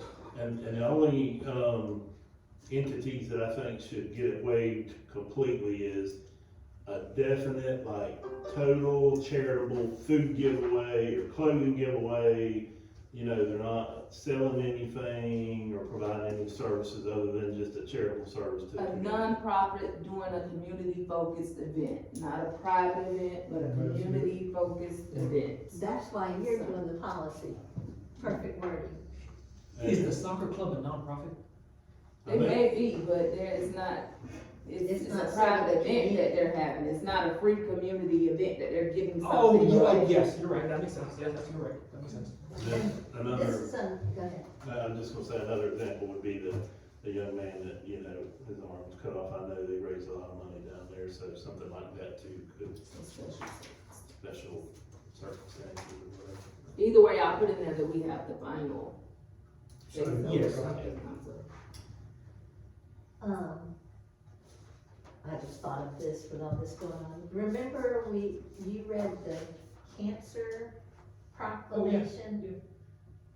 And I said, yeah, read it now. I think you should probably read it again for October, because it's for the month of October. Not the red ribbon one,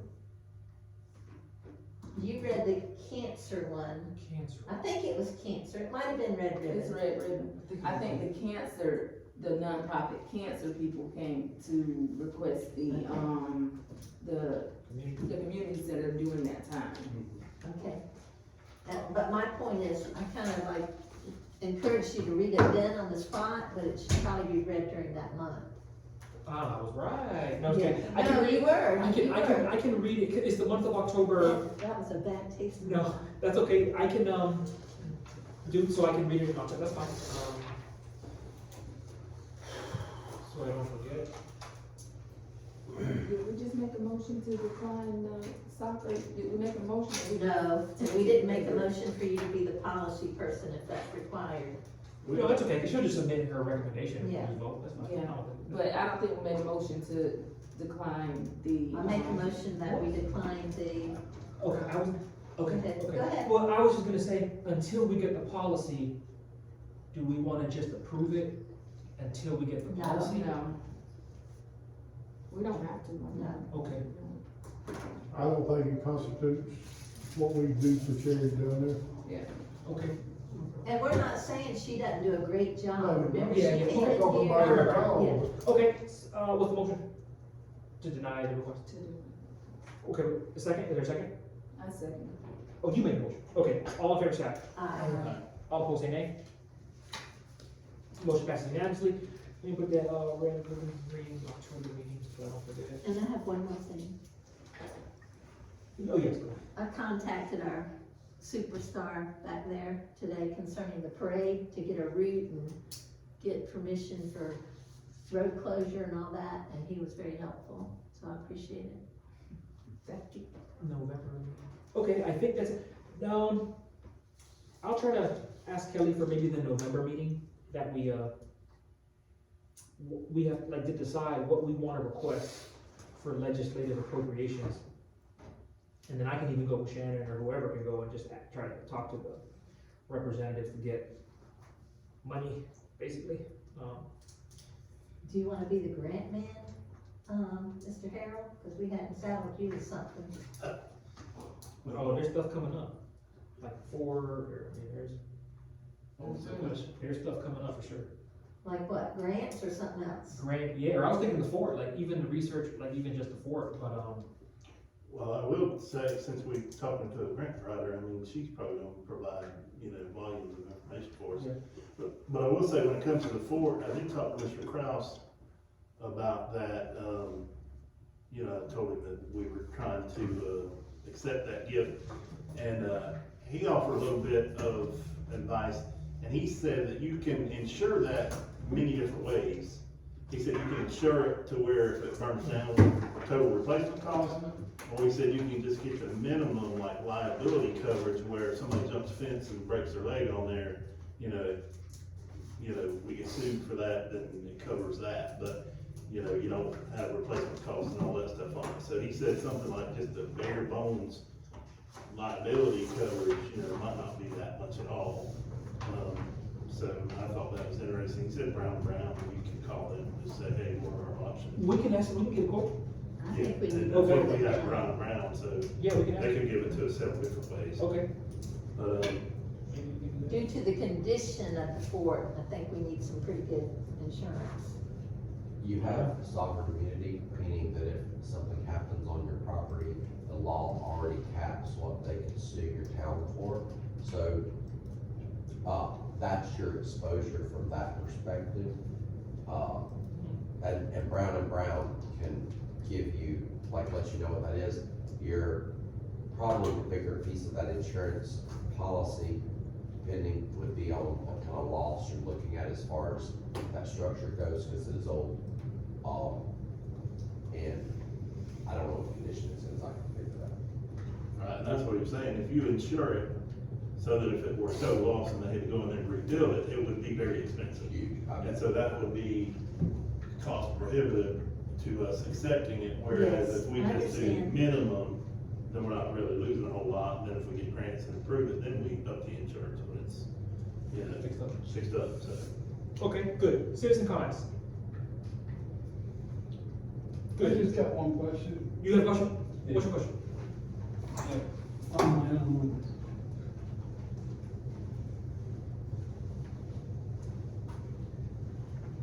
Thank you very much for recognizing me. So in the future,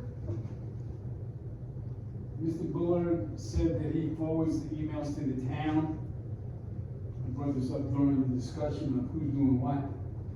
You get stuff, I'm sorry, for pointing, the man gets stuff, Mr. Harold gets stuff, I don't know who else gets stuff.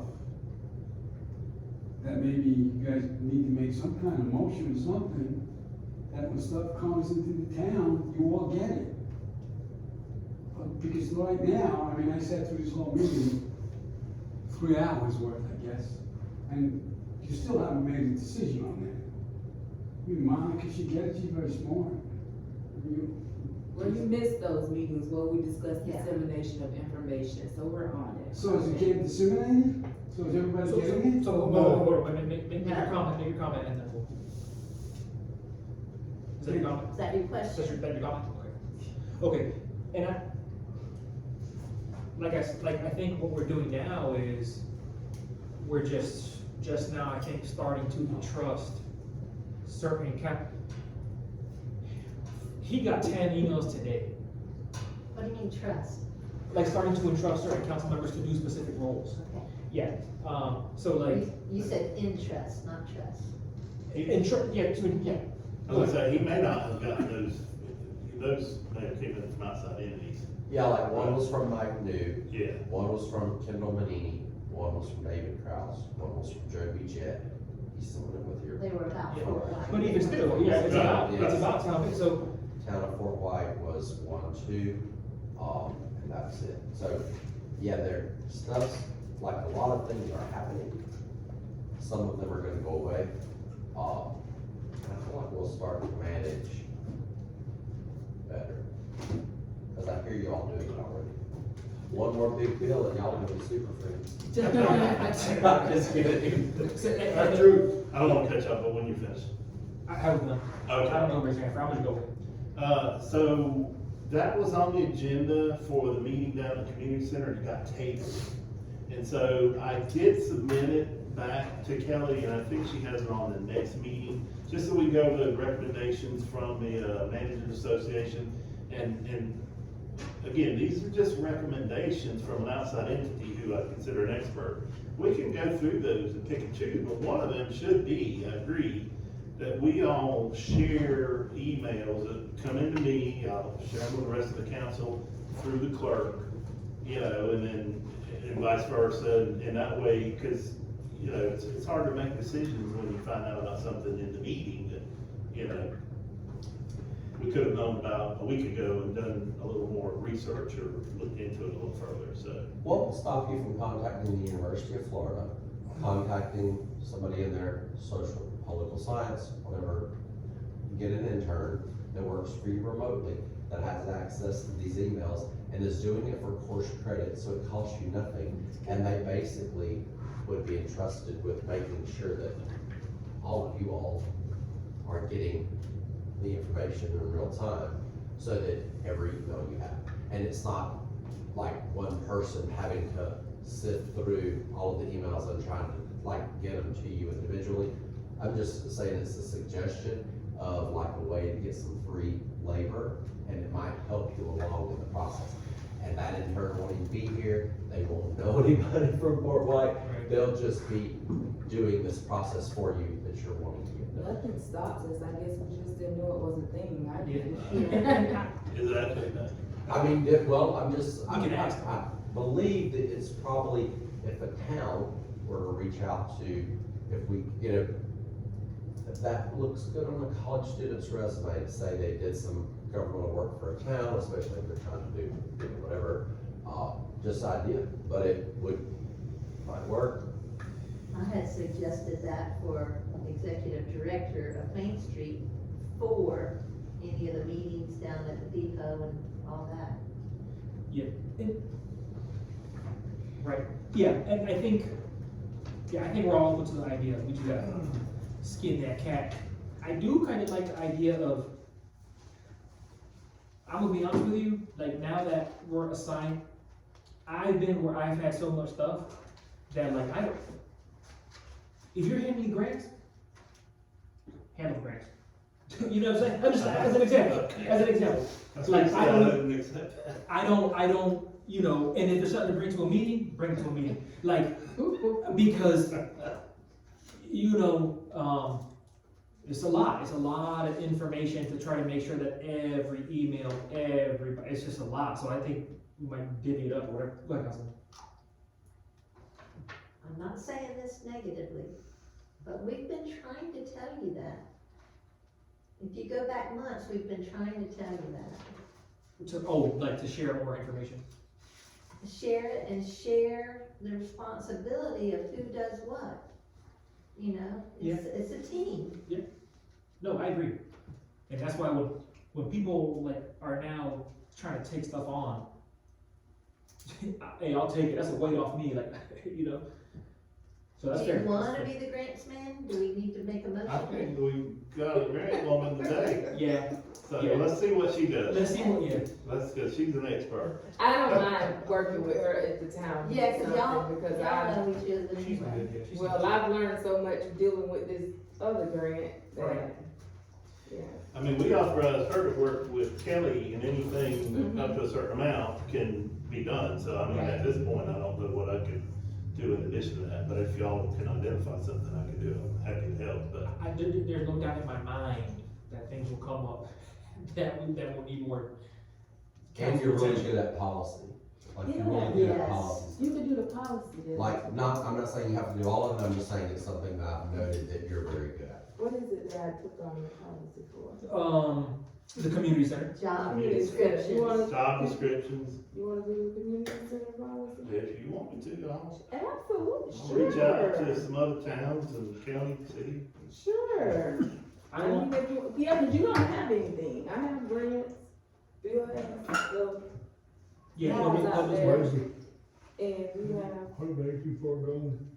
Special events. Yeah. special events. So you're going to help develop the policy for the. Yeah. And I could gather those job descriptions and give them to you too, to review. I'll get all the job descriptions and send them to you.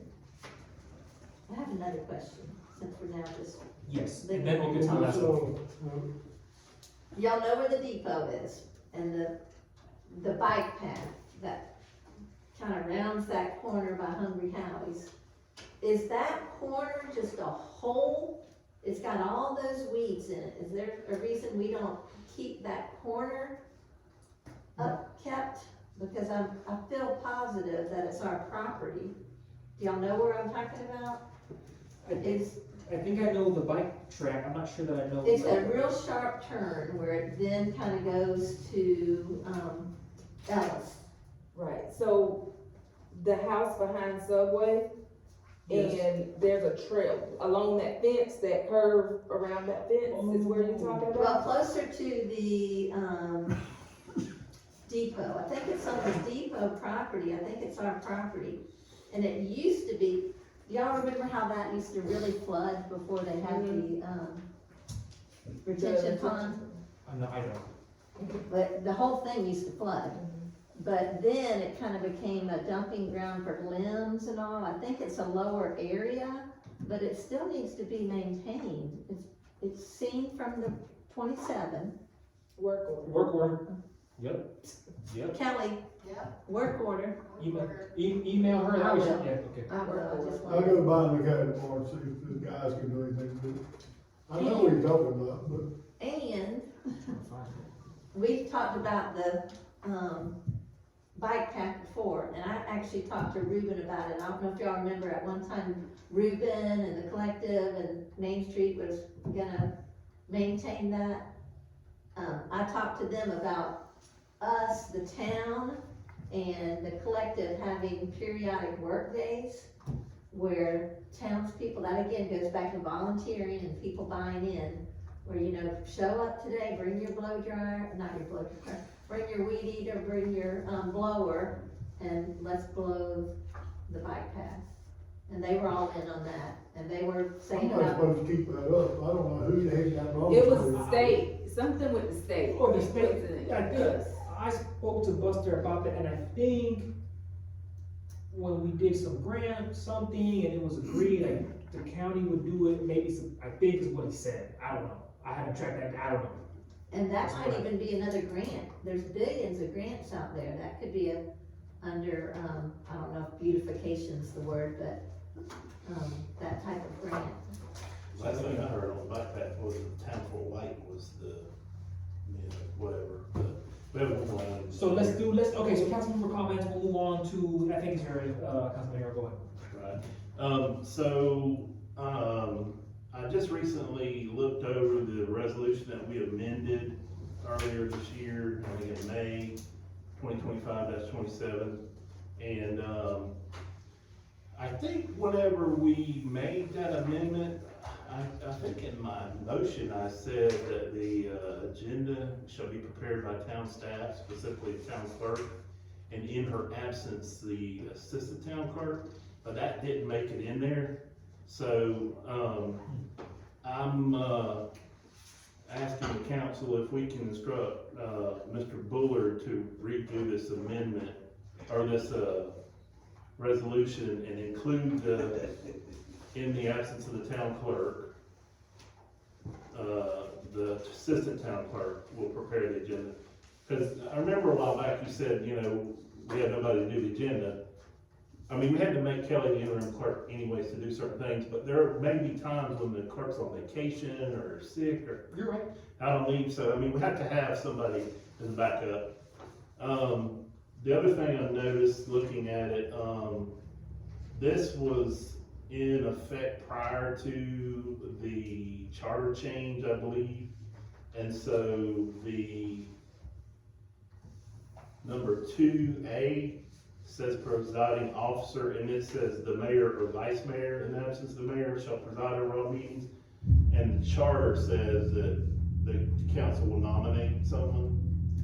So we probably need to update that language to, I mean, currently our mayor is our presiding officer, but there could be a situation in the future where the mayor isn't the presiding officer, and it would be in violation of the charter. So this can't violate the charter. And so then all the sections where it says mayor should say chairman or presiding officer, which might be the mayor, but if it's not the mayor, then it should be the presiding officer. Like in section 2C, you know, it says, will be given to the mayor or presiding officer. The mayor shall have the authority to arrange and order speakers. This is assuming that the mayor will always be the presiding officer, and the charter gives the option of someone else being. And then, so it's referred to as mayor in several sections. And I'm gonna suggest that, since we've had some situations with the special agendas, and the charter just says 2 people call it, and there's been questions on it, I'm gonna suggest that we add to the agenda preparation, D, that says special agendas will be, set by the persons calling the meeting. Whoever calls a special meeting should set the agenda. I mean, we've had questions, a couple of them now, I agree with so that. that's my proposal to the council. That special set by the person who's calling the special meeting. The mayor or two council persons. Am I interpreting that right? Whoever calls it, if it's the mayor, then he would set the agenda. If Yeah. it's the two council persons, then they would set the agenda. And that'll clear up any confusion. For, we can change the mayor thing, but the charter says the presiding officer shall be elected. Then there's a resolution that says the mayor shall be the presiding officer, or the vice mayor. I don't think that contradicts the charter, but I know like, when we got elected, we voted who we wanted the presiding officer to be. And then we made, I think, you the vice mayor, or were you already the vice mayor? Y'all- I think we made you the vice mayor, yeah, I think we made you the vice mayor. But I don't think any resolution, I don't think can contradict the charter, can it, Mr. Bull? No, and this one does. It says here, your charter says that the mayor and council members are all electors of the town council. This resolution says all town council members in attendance shall vote on all issues unless legally abstaining.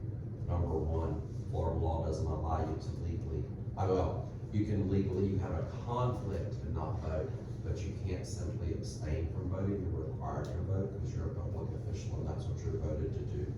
And your charter defines all of you as electors. So in this, it talks about the mayor not being an elector and not being allowed to vote, which the mayor legally is required to do.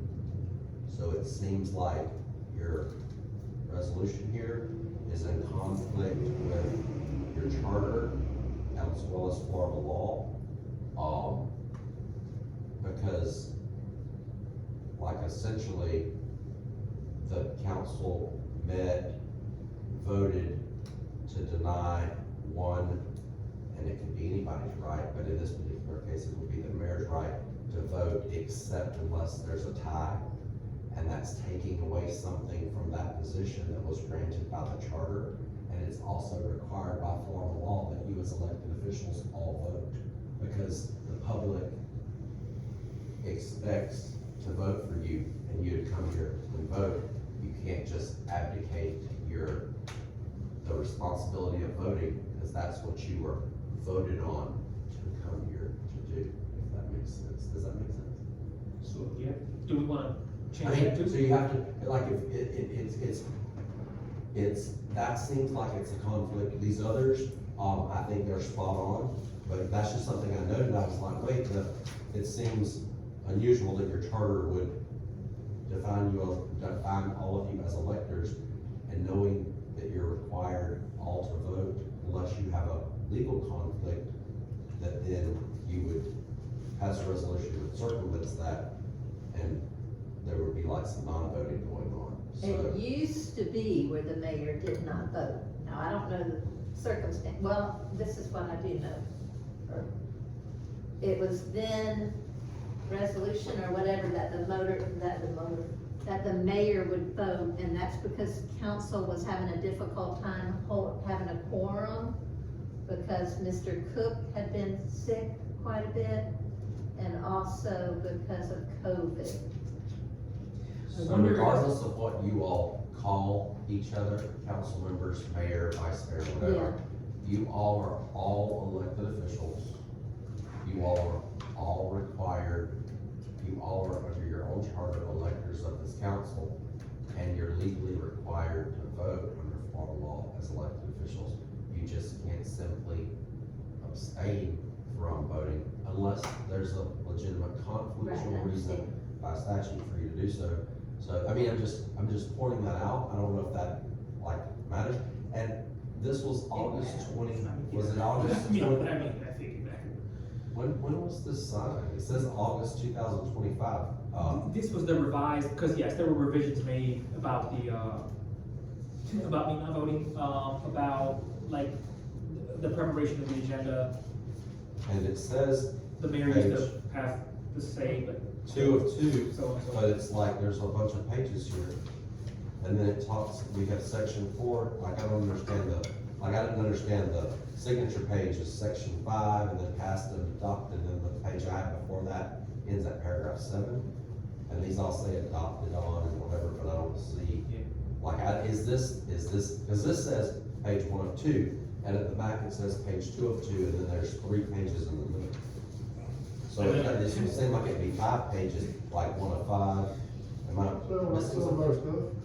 I got another question, resolutions, should those be chronological? I mean, this was an amendment to R 22-27, but this should be like R 2025-5 or whatever. Whatever it would be, like whatever the number, like normally how it goes is,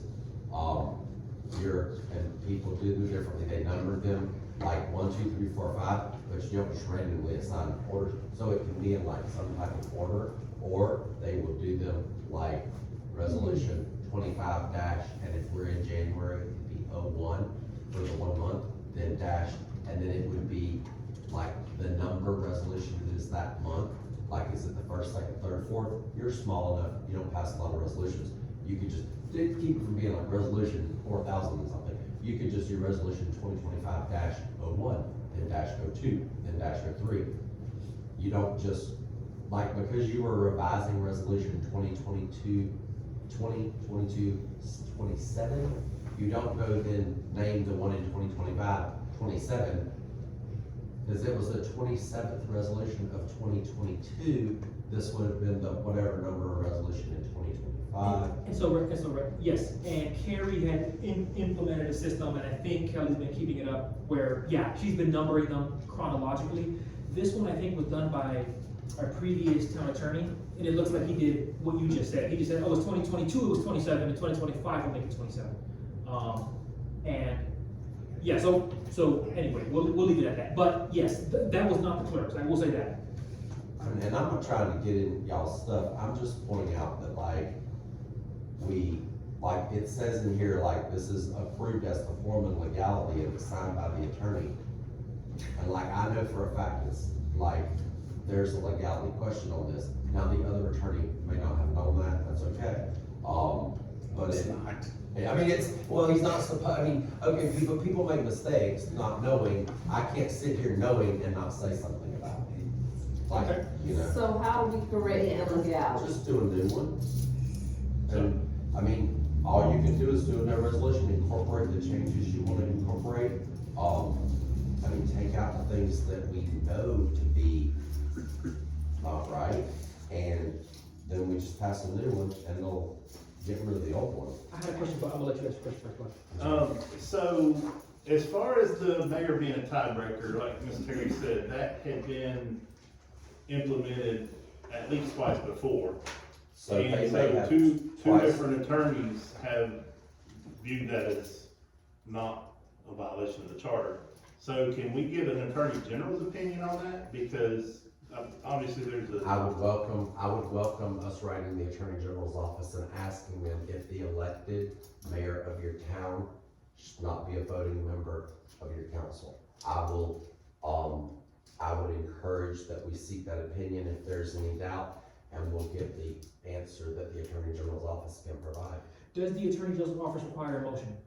What you would do is you would direct the town council to ask a certain question to them. So the question would be essentially, if would the town council be allowed to pass a resolution requiring non-voting of one of the elected members of the council, and see what the Attorney General's office says? Well, it should be in there that he's a tiebreaker, because I've seen that in several different municipalities. Yeah. We can put that in there and ask if it's just is it okay for the town council to limit the elected mayor's role to only being a tie-breaking vote, or if it's different, and we'll see what they say. What's the cause for that? Is there a cost for it? I mean, I'm not gonna do it for free, but I can find you the It'll cost- answer. it'll cost- I mean, you're asking me to work, yeah, I'm not here to work for free. I was just asking what the cost would be. The Attorney Every General time we doesn't don't charge know. anything. They don't charge anything to, send us back our response. But you have to do the due diligence and submit the request. And you all have to vote for us to seek the opinion. I'm okay, listen, it's me, Tonight, but I'm the mayor, hey, let's save the town a little bit of money. Let's maybe request an attorney general's opinion, maybe like in November. You know what I'm saying? I don't wanna continue to add to the bill for all these nitpicky items, like, and I'm gonna vote again, I'll I wait. mean, I think this is important, if we're violating our charter, I think we need to Exactly. address it immediately. Okay, I mean, I don't wanna take your charter given right to vote if we don't have the authority to do that, so. I've been both ways, I've seen it both ways, and I've been told it's in the charter.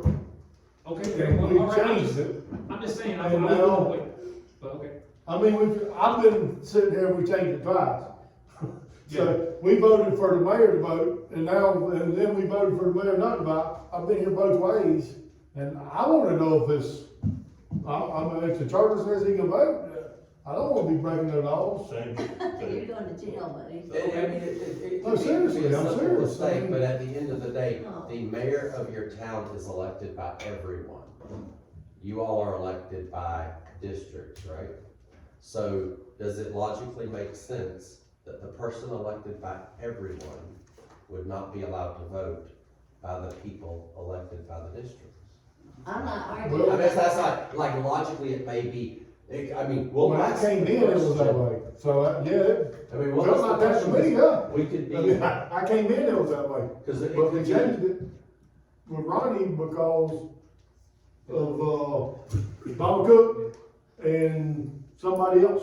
Okay, so do we wanna? But anyway. Yeah, It thank you. it doesn't matter who the people are in the roles. It simply is your role as an elected official and what you're required to do, which is make decisions and vote. Do we want, so this was on council member comments, so do we, as far as all the changes, do we wanna table any changes pending, like, maybe attorney general again? This is in comments, it's not I'm an on, agenda item. right, so I'm saying we can't, so we can't vote, but we can direct him, I don't know, if Brett's saying we don't need to make a motion, we can direct him to seek the opinion.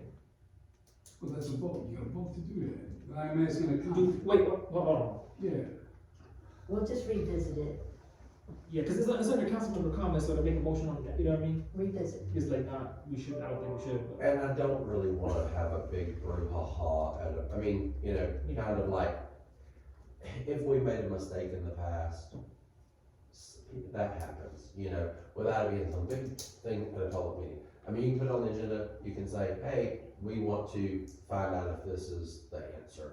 And I can move from that point forward, asking for the opinion, and then it's not some big, we made this, you know, we did this or didn't do that, and it's just that. So let's do that, we'll add it to the next agenda, because it's under councilmember comments, so we commented on it. We'll add it to the next agenda where we can then make a formal motion or whatever, and give him like a formal action from the council that he needs. Adjourn.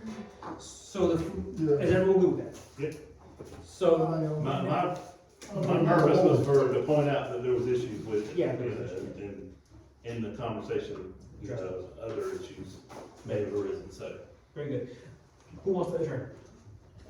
Make a motion to adjourn. Who seconds? All in favor? What's your name? At this point, I'd rather go home. I've been going at this all I day. know, it ain't got, hell, up on number Hey, 4. Bill, here's the thing, 45 minutes, for we're this on number meeting, 4. 4 hours, that's $1,000 bill. No, So we got, Thank you. that's what I'm saying, we got. Hey, we got held up on number